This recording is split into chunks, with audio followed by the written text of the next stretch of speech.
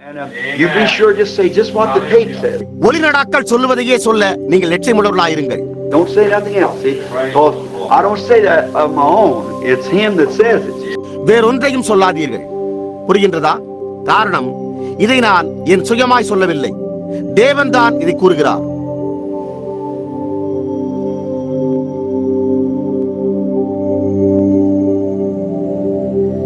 உங்களை ஆசீர்வதிப்பாராக.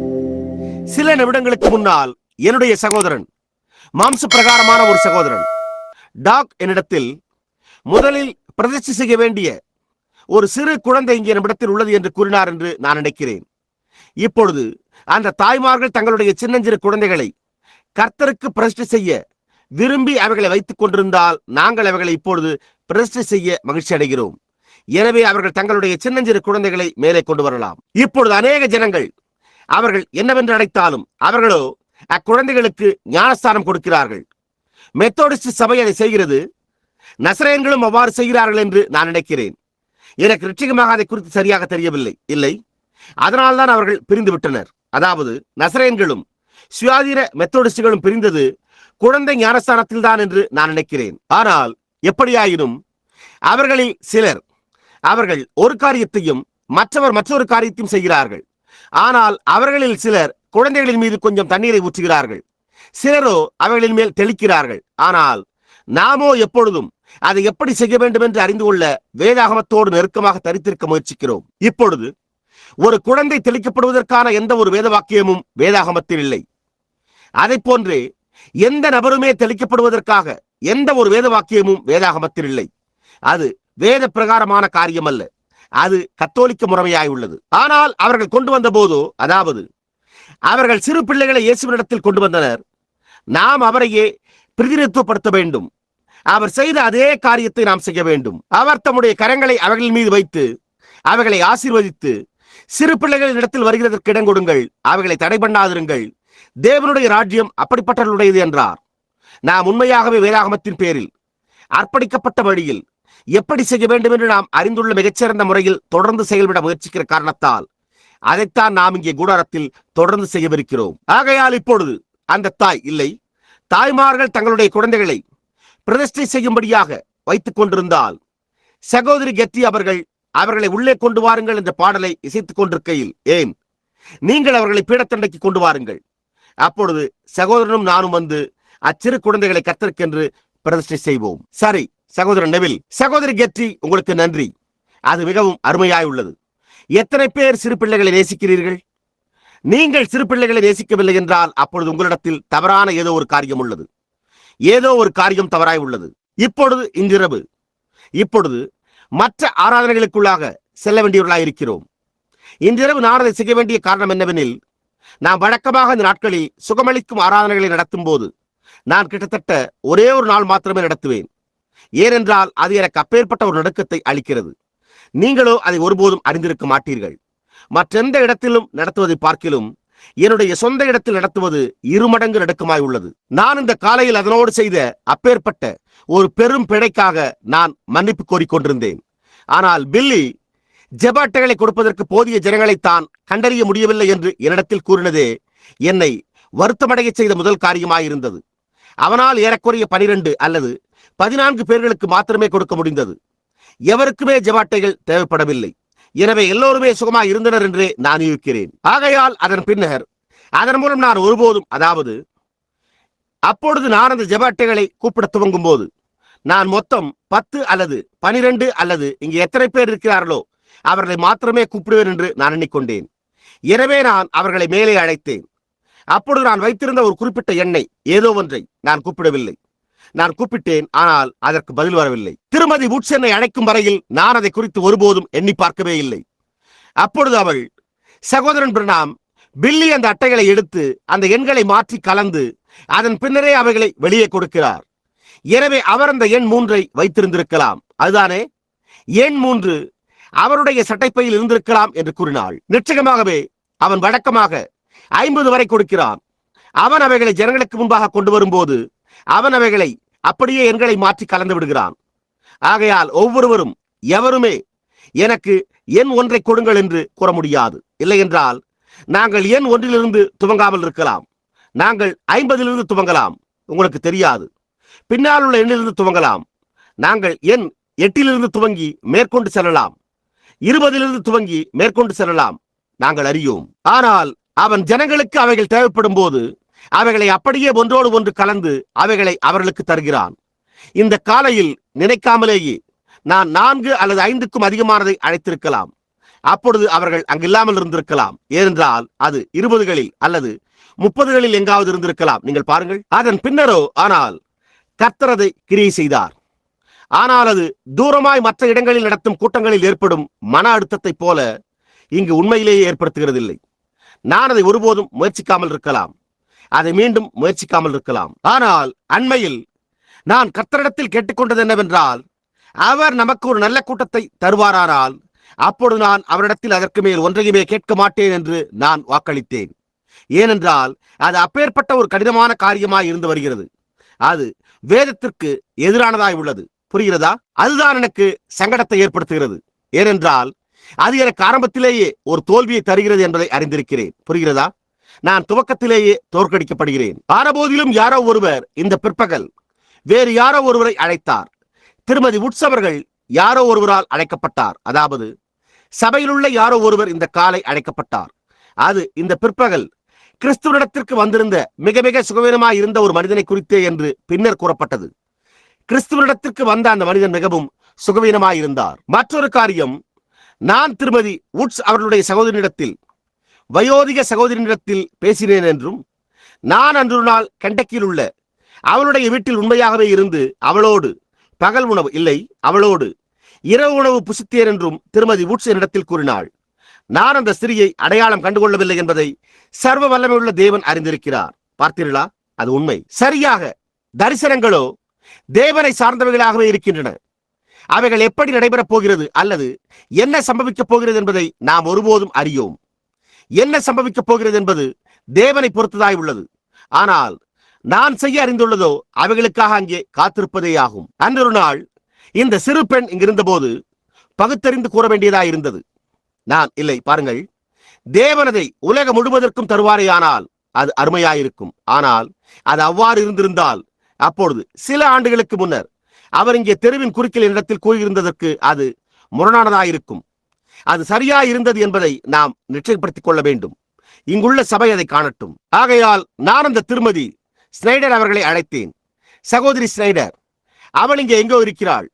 அவளுக்கு காது கேட்பதோ சற்று கடினமாய் உள்ளது. அப்பொழுது அந்த சிறு பெண்மணி, உங்களுக்கு கீழ்வாதம் உள்ளது, இல்லை மூட்டு வீக்கம், அதை போன்ற ஏதோ ஒன்று உள்ளது என்று அந்த மெல்லிய சத்தத்தில் கூறினாள். அது ஒரு உடைந்த இடுப்பு என்பதை நான் அறிந்திருந்தேன். அதன் பின்னர் பரிசுத்த ஆவியானவர் அதை இந்த காலையில் வெளிப்படுத்தினார். புரிகிறதா? இப்பொழுது அது என்னவாய் இருக்கிறது என்றால், அது ஒரு தெய்வீக வரமாய் உள்ளது. அது அதனுடைய ராஜாதிபத்தியத்தில் கிரியை செய்கிறது. ஆனால் உண்மையில் இங்கே இந்த பட்டணத்தில் அதை மிகவும் கடினமாக்குகிறது எதுவென்றால், நான் இங்கே வியாதியஸ்தற்காக ஜெபிக்கிற எல்லா நேரத்திலும் சிக்கல் அடைகிறேன். இல்லை என்றால் நான் சென்று ஜனங்களுக்கு இதை கூறுவேன். நான் சென்று, இப்பொழுது கர்த்தர் உங்களை குணப்படுத்தி இருக்கிறார். இயேசு 1900 ஆண்டுகளுக்கு முன்பே உங்களுக்காக மரித்த போது அவர் உங்களை குணப்படுத்தி விட்டார். அப்பொழுதே நீங்கள் குணமடைந்து விட்டீர்கள். இப்பொழுது தேவனை பொறுத்த மட்டில், கிறிஸ்துவை பொறுத்த மட்டில் 1900 ஆண்டுகளுக்கு முன்னரே நீங்கள் குணமடைந்து விட்டீர்கள். உங்களுடைய வியாதி போய்விட்டது. அதை கிரியை செய்ய உங்களுடைய விசுவாசம் அதற்கு தேவைப்படுகிறது என்று கூறுவேன். அதன் பின்னர் அந்த நபரால் சென்று ஏறத்தாழ சுகத்தை பெற முடியவில்லை. அப்பொழுதோ அந்த நபர் திரும்பவும் வந்து, சகோதரன் பிரணாம், நான் குணமடைந்து விட்டதாக இடத்தில் கூறினார் என்று கூறுகிறார். புரிகிறதா? தேவன் என்ன கூறினார் என்பதையே நான் உங்களுக்கு சொல்லிக் கொண்டிருக்கிறேன். இப்பொழுது அது ஒரு நபரிடத்தில் நேரடியாக இது கர்த்தர் உரைக்கிறதாவது ஒரு குறிப்பிட்ட காரியம் சம்பவிக்கப் போகிறது என்று உரைக்கப்படும் போது உங்களுடைய சுகமளித்தல் ஏற்கனவே பாதுகாக்கப்பட்டிருக்கிறது என்பதை அது உங்களுக்கு அங்கே நிரூபிக்கும். உங்களுடைய விசுவாசம் அதை முத்திரையிட்டிருக்கிறது. புரிகிறதா? வாக்குத்தத்தம் உங்களுடையதா இருக்கிறது. அது என்னுடைய வார்த்தை அல்ல. நீங்கள் ஏற்கனவே சுகமடைந்து விட்டீர்கள் என்பது தேவனுடைய வார்த்தையாய் உள்ளது. புரிகிறதா? எப்படியும் மற்றவருக்கு, என்னால் அதை இங்கே ஜெஃபர்சன் வில்லில் உள்ள சபையோருக்கு மனதில் பதிய செய்ய முடியாது. என்னால் அதை சம்பவிக்க செய்யவும் முடியாது. எனக்கு தெரியும். நான் முடிந்த அளவு அதை விளக்கிக் கூற முயல்வேன். அதை சம்பவிக்க செய்யவோ முடியாது. அவ்வளவுதான். இங்கே அண்மையில் நான் ஒரு மனிதனிடத்திற்கு, மரித்துக் கொண்டிருந்த மனிதனுடைய வீட்டிற்கு சென்றேன். அவர்கள் அவனுக்காக ஜெபிக்க வாருங்கள், அவன் காலை வரையிலும் உயிர் வாழ மாட்டான் என்று மருத்துவர் கூறிவிட்டார் என்று கூறி என்னை அழைத்தார்கள். நானோ உள்ளே சென்றேன்.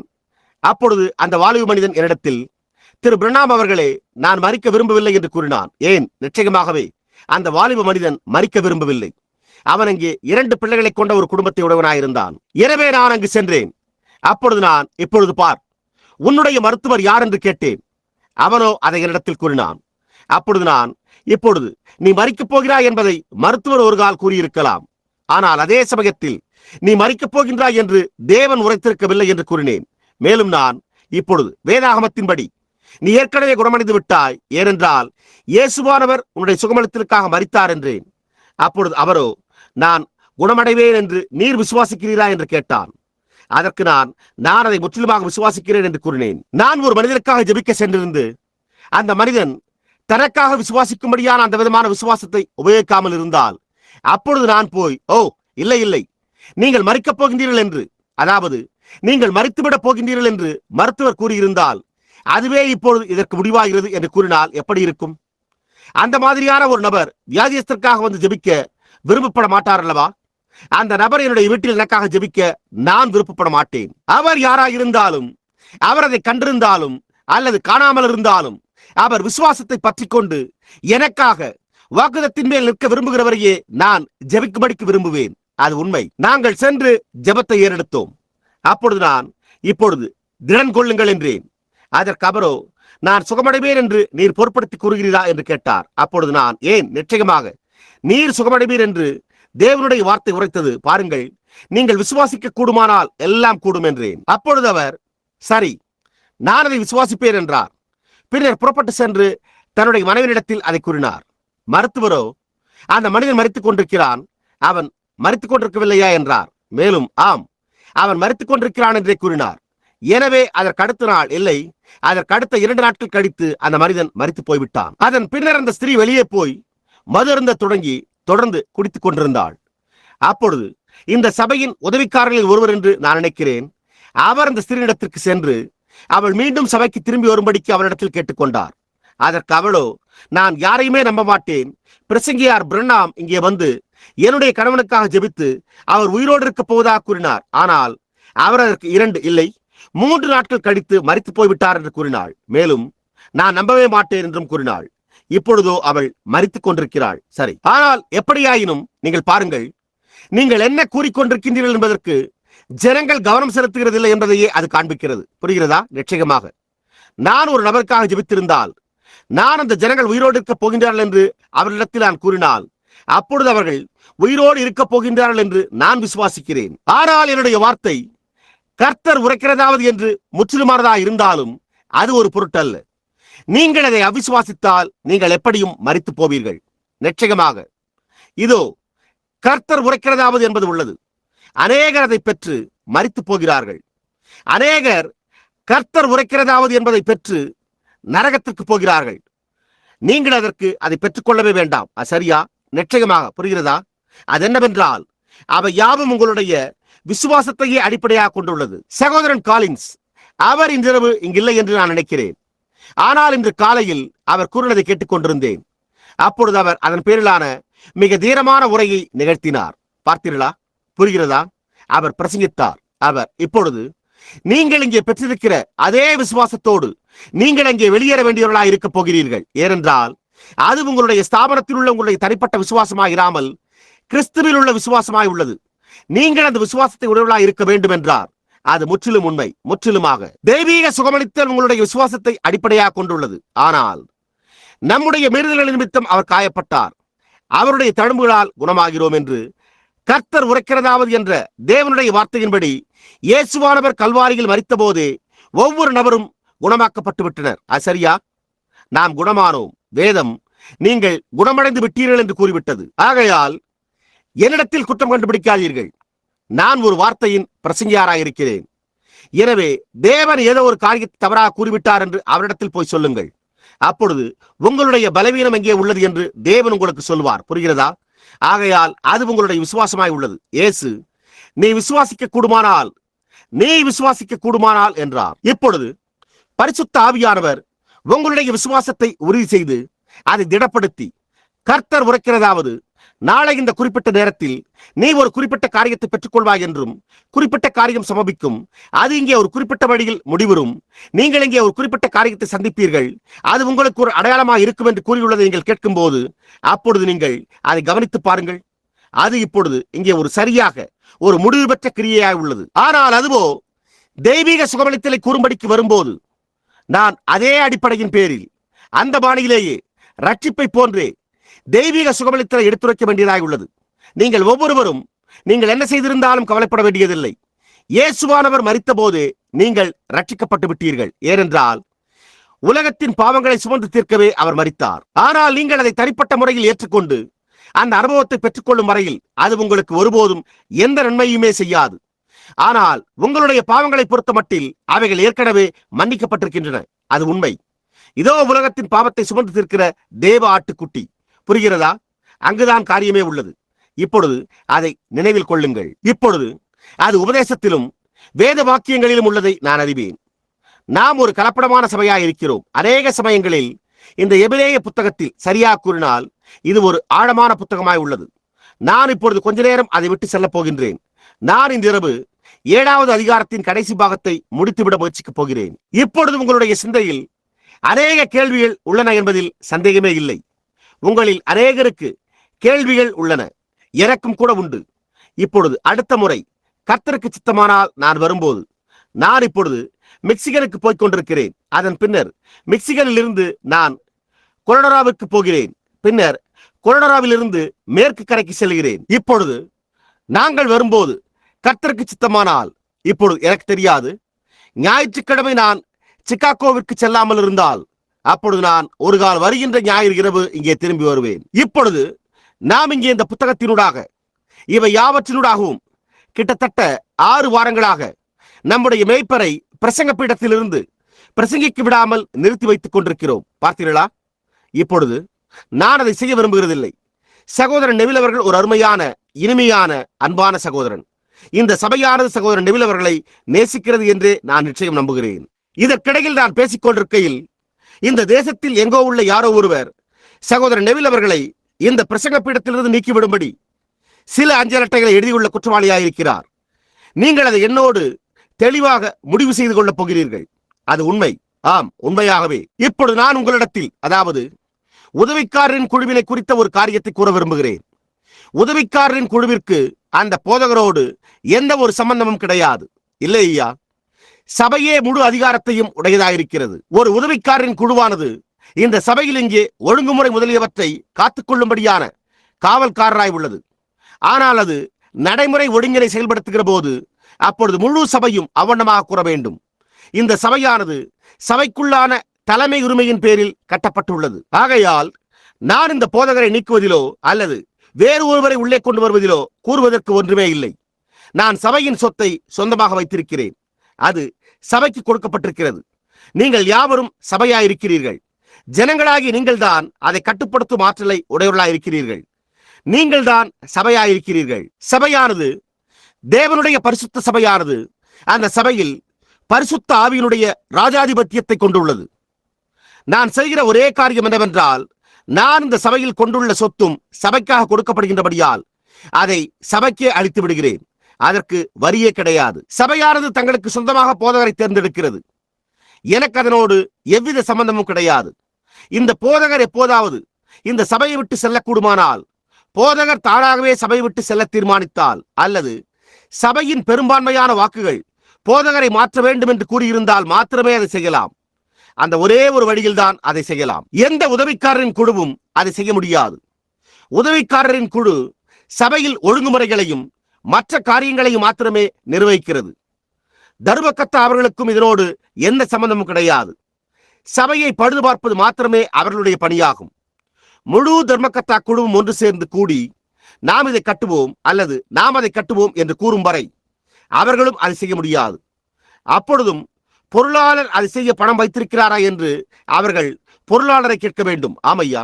ஆனால் எந்த உறுப்பினருக்கு எதிராவது ஏதாவது புகார் இருந்தால், ஒரு உறுப்பினர் மற்றொருவருக்கு எதிரான ஒரு புகாரை உடையவராய் இருந்தால் அல்லது தவறான ஏதோ காரியத்தை உடையவராய் இருந்தால், அப்பொழுது நீங்களே அந்த சகோதரனிடத்திற்கு சென்று நீங்களும் அவரும் தனியாக இருக்கும்போது அதை குறித்து அவரிடத்தில் பேச வேண்டும். அப்பொழுது அவர் அதை ஏற்றுக்கொள்ளவில்லை என்றால் அதன் பின்னர் நடக்க வேண்டிய அடுத்த காரியம், நீங்கள் உதவிக்காரரில் ஒருவரை அல்லது வேறு யாரோ ஒருவரை உங்களோடு அந்த சகோதரனிடத்திற்கு அழைத்து செல்ல வேண்டும்.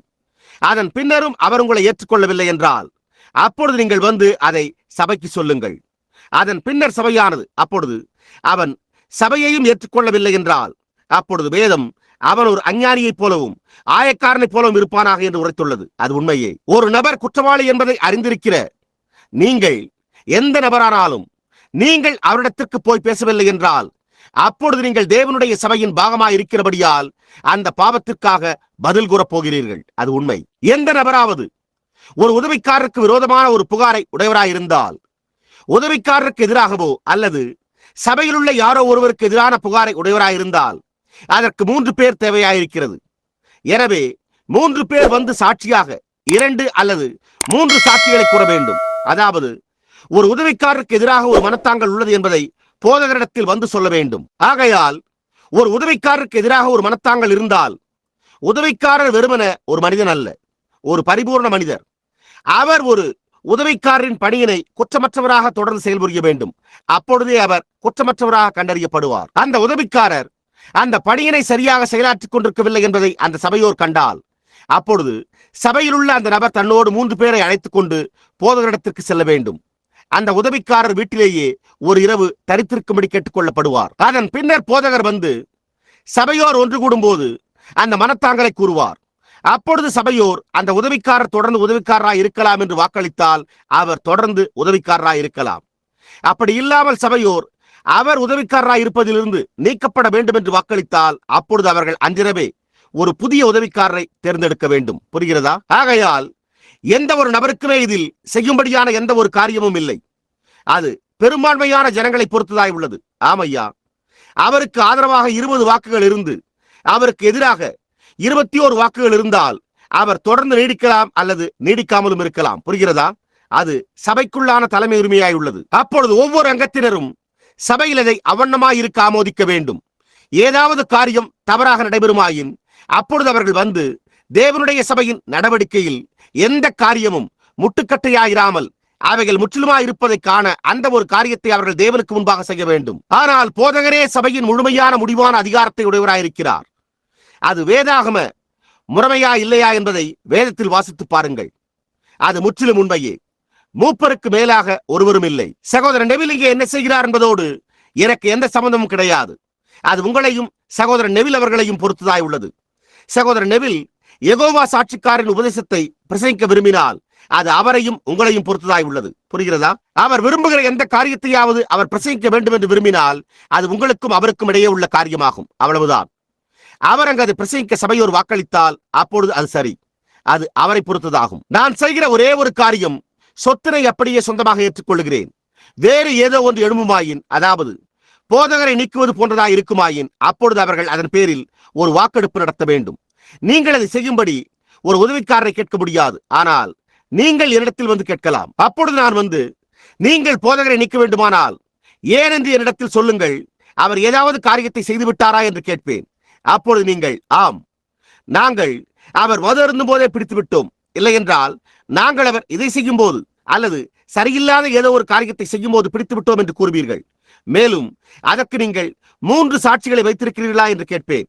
அப்பொழுது நீங்களோ ஆம், நாங்கள் வைத்துள்ளோம் என்று கூறுவீர்கள். அப்பொழுது அந்த சாட்சிகள் முதலில் சோதித்தறியப்பட வேண்டும். மூப்பருக்கு எதிரான 2 அல்லது 3 சாட்சிகள் முதலில் நிரூபிக்கப்பட்டால் ஒழிய அந்த மூப்பருக்கு விரோதமான குற்றச்சாட்டை ஏற்றுக்கொள்ளாதீர்கள்.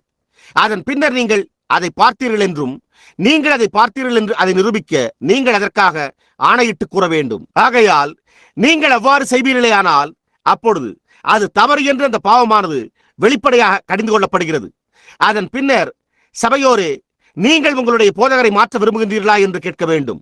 அப்பொழுது சபையோர் அவரை மன்னித்து அவரே இன்னமும் தொடர்ந்து இருக்கட்டும் என்று வாக்களித்தால் அப்பொழுது அந்த விதமாகவே அது நடைமுறைப்படுத்தப்பட வேண்டும். புரிகிறதா? அதுவே ஒரு சபையை தொடர்ந்து நடத்த நமக்கு போதுமான அழகான வழியா இருக்கிறது அல்லவா? அதைத்தான் வேதம் கூறினது. இந்த ஒருவரை உள்ளே கொண்டு வர அதிகப்படியான அதிகாரத்தை பெற்றுள்ள பேராயர்களோ கண்காணிகளோ குழுக்களோ நமக்கு கிடையாது. இங்கே பரிசுத்த ஆவியை தவிர அதிகாரம் பெற்றவர் வேறு யாருமே கிடையாது. அது உண்மை. அவரே செயல்பட செய்கிறார். நாம் அவரை பெரும்பான்மையான ஜனங்களை கொண்டும் அந்த ஜனங்கள் செல்கிற விதத்தை கொண்டுமே அவரை ஏற்றுக்கொள்கிறோம். ஆகையால் ஒரு பக்கத்தினர் இதை செய்ய விரும்பினால் மற்றொரு பக்கத்தினரோ அதை செய்ய விரும்புகிறார்கள். அதில் ஒரு பக்கத்தினர் ஜெயங்கொள்ளுகிறார்கள்.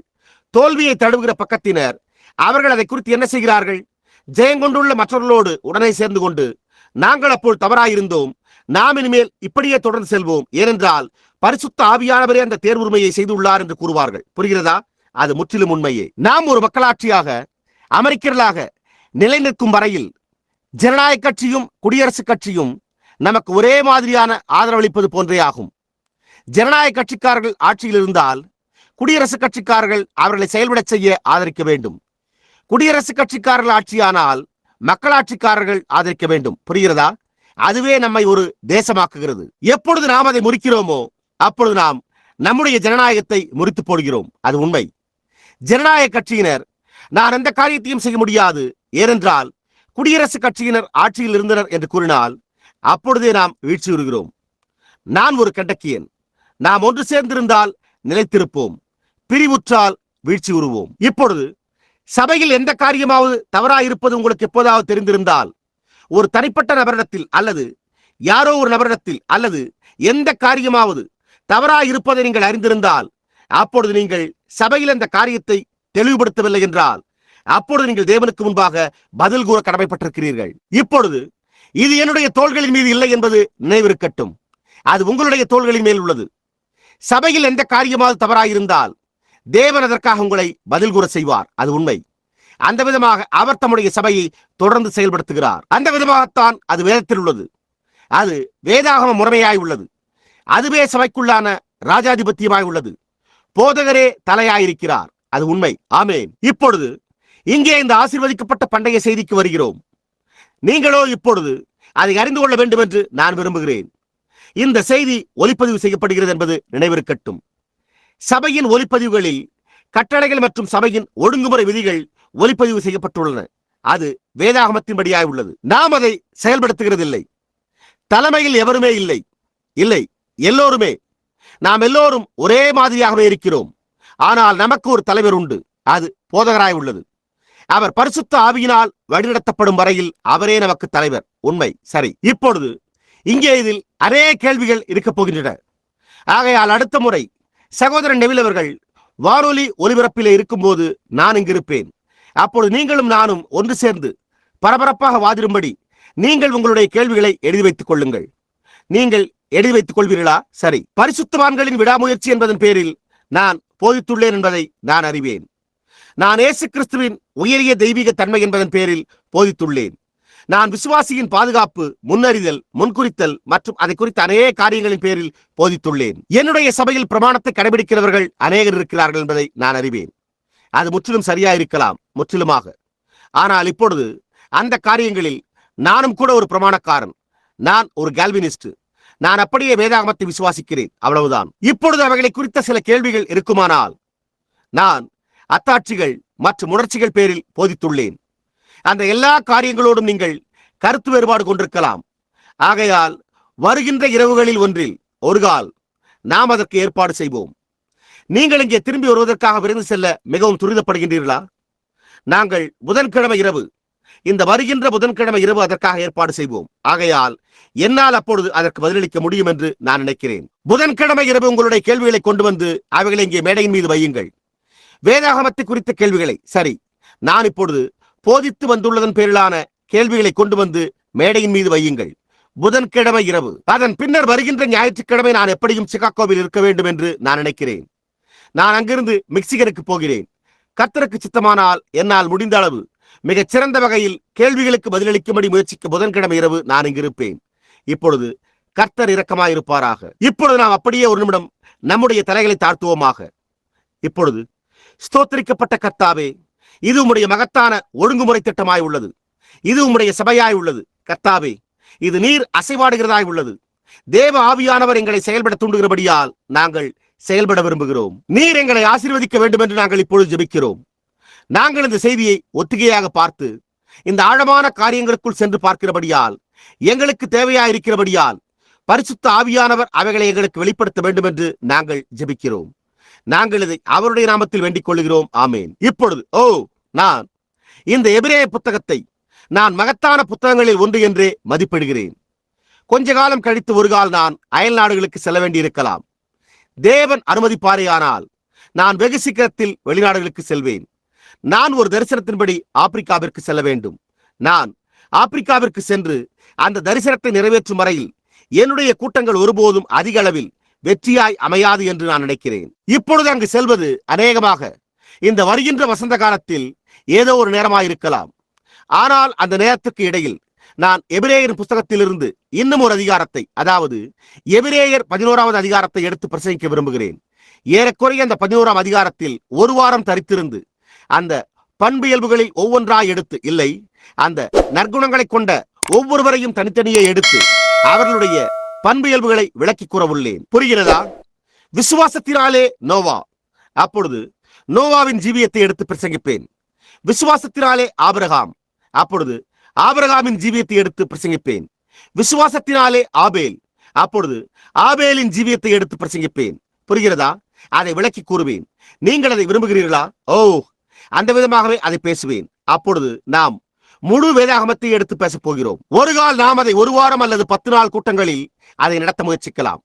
கர்த்தருக்கு சித்தமானால் கிறிஸ்துமஸ் விடுமுறை நாட்களினூடாக அல்லது அதை போன்ற விடுமுறை நாட்களினூடாக ஒரு கூட்டத்திற்கு பின் மற்றொன்றாக அவைகளை ஒரு எடுப்புதலை போன்று நடத்தலாம். இப்பொழுது எபிரேயரின் புத்தகம் 7ஆம் அதிகாரத்தில் நாம் இந்த மகத்தான குணாதிசயம் கொண்டவரை சந்திக்கிறோம்.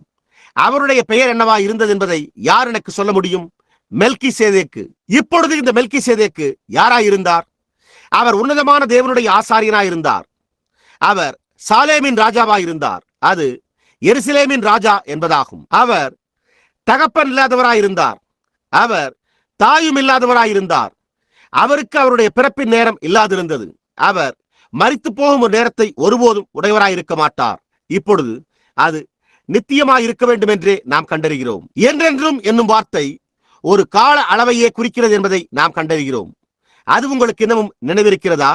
ஒரு கால அளவு, அது என்னென்றைக்கும் என்பதாகும். என்றென்றும் என்பது வேதத்தில் ஒரு கால அளவு என்று அநேக முறைகள் சாட்சியிடப்பட்டுள்ளன. ஆனால் நித்தியம், ஒரே ஒரு மாதிரியான நித்திய ஜீவன் மாத்திரமே உண்டு என்பதை நாம் கண்டறிந்தோம். சரிதானே? தேவன் மாத்திரமே நித்திய ஜீவனை உடையவராயிருக்கிறார். சரிதானே? ஒரே ஒரு மாதிரியான நித்திய ஜீவன். ஆகையால் நித்திய தண்டனை என்று அப்படிப்பட்ட ஒரு வார்த்தையே கிடையாது. ஏனென்றால் நீங்கள் நித்தியமாக தண்டிக்கப்பட வேண்டும் என்றால் நீங்கள் நித்திய ஜீவனை பெற்றிருக்க வேண்டும். நித்தியமாக தண்டிக்கப்பட நீங்கள் நித்திய ஜீவனை உடையவராய் இருக்க வேண்டும். நீங்கள் நித்திய ஜீவனை பெற்றிருந்தால் நீங்கள் தண்டிக்கப்பட முடியாது. பாருங்கள், நீங்கள் நித்திய ஜீவனை பெற்றிருந்தால் அவ்வாறு தண்டிக்கப்பட முடியாது. என் வசனத்தை கேட்டு என்னை அனுப்பினவரை விசுவாசிக்கிறவனுக்கு நித்திய ஜீவன் உண்டு. சரிதானே? நித்திய ஜீவன். ஏனென்றால் நீங்கள் விசுவாசிக்கிறீர்கள். நீங்கள் நித்திய ஜீவனை பெற்றிருந்தால் நீங்கள் தண்டிக்கப்பட முடியாது. ஏனென்றால் நீங்கள் நித்திய ஜீவனை பெற்றுள்ளீர்கள். ஆகையால் அப்பொழுது நீங்கள் என்னென்றுமாய் நரகத்தில் வேதனைப்பட போவதாயிருந்தால் நீங்கள் நித்திய ஜீவனை பெற்றிருக்க வேண்டும். ஆனால் இப்பொழுது வேதம் சரியாக ஒரு எரிகிற நரகத்தை குறித்து போதிக்கிறது என்பதை நான் விசுவாசிக்கிறேன். வேதம் அதை போதிக்கிறது. அதாவது பாவங்களும் பொல்லாங்குகளும் என்னென்றுமாய் தண்டிக்கப்படும். ஆனால் அது நித்தியமாயல்ல. அது ஒரு கால் கோடிக்கணக்கான வருடங்களாய் இருக்கலாம். அது ஒரு கால் கோடான கோடி வருடங்களாய் இருக்கலாம்.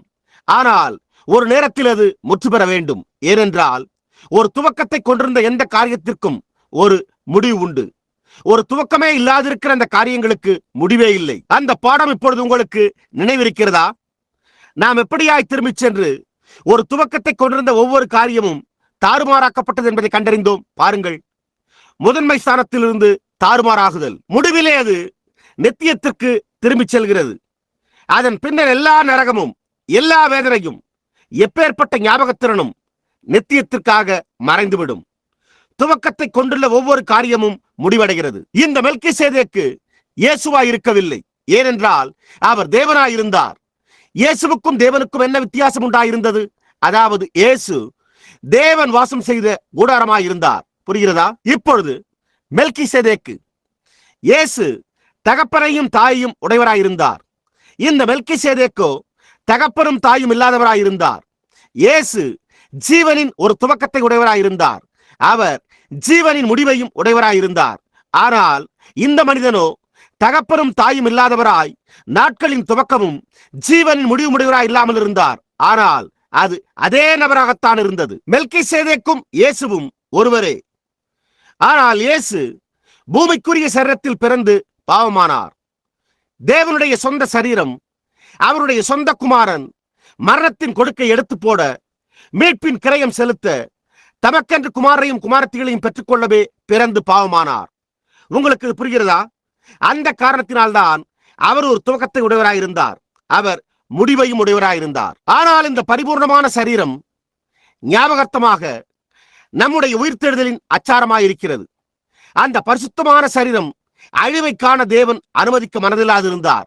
ஏனென்றால் அவரே அதை தமக்கு சிருஷ்டித்தார், அதை பிறப்பித்து, அதை உயிரோடு எழுப்பி, அதை தம்முடைய வலது பார்சத்தில் உட்காரும்படி செய்தார். இன்றைக்கு பரிசுத்த ஆவியானவர் எழுப்பின அந்த சரீரம் இங்கே சபையில் உள்ளது. கர்த்தருடைய நாமம் ஸ்தோத்திரிக்கப்படுவதாக. அதே அற்புதங்களையும் வல்லமையையும் காண்பிக்கிறது. என்றோ ஒரு நாள் சபையில் உள்ள இந்த பரிசுத்த ஆவியானவர் கூக்குரலிட்டு எழும்பி பாவிகளாகிய நமக்காக பரிந்து பேசிக் கொண்டிருக்கும்படி மகத்துவமான தேவனுடைய வலது பாசத்தில் விற்றிருக்கிற இந்த சரீரத்தை தாமே பெற்றுக் கொள்வார். அதனால் நாம் பாவத்திலிருந்து பரிபூர்ணமாக விலக்கப்பட்டோம். நாம் பாவம் செய்யவில்லை என்பதனால் அல்ல, ஆனால் தேவனுடைய சமூகத்தில் பாவத்திலிருந்து விலக்கப்பட்டோம். காரணம், எனக்கும் தேவனுக்கும் இடையே, உங்களுக்கும் தேவனுக்கும் இடையே ஒரு ரத்தம் தோய்ந்த பலி நின்று கொண்டிருக்கிறது. அந்த காரணத்தினால் அவர், தேவனால் பிறந்த ஒரு மனிதன் பாவம் செய்யான், அவனால் பாவம் செய்ய முடியாது என்றார். ஏனென்றால் நீங்கள் மீண்டும் பிறந்திருந்தால் அந்த சரீரத்தில் ஜீவித்த அதே பரிசுத்த ஆவியானவர் உங்களுக்குள் ஜீவிக்கிறார். அது பாவம் செய்ய முடியாது. அவருக்கு முன்பாக பலியானது கிடத்தப்பட்டிருக்கிறது. நீங்கள் அதை மனப்பூர்வமாய் செய்வீர்களானால் நீங்கள் அந்த சரீரத்துக்குள் இருப்பது என்பது கூடாத காரியம் என்பதையே அது காண்பிக்கிறது. ஆமென். அதுவே சுவிசேஷமாய் உள்ளது. அங்குதான் அது உள்ளது. ஆகையால் நீங்கள் பாருங்கள், அது எந்த வேத வாக்கியங்களிலுமே முரண்படுவதில்லை. அது வேத வாக்கியங்களை ஒன்றாய் கட்டுகிறது. புரிகிறதா? ஒரு தரம் பிரகாசிப்பிக்கப்பட்டு மறுதலித்து போனவர்களை மறுபடியும் புதுப்பிக்கிறது கூடாத காரியம். அங்குதான் நாம் நம்முடைய கேள்விகளை புரிந்து கொள்கிறோம். ஏனென்றால் அப்படியே அவைகளை புரிந்து கொள்கிறோம்.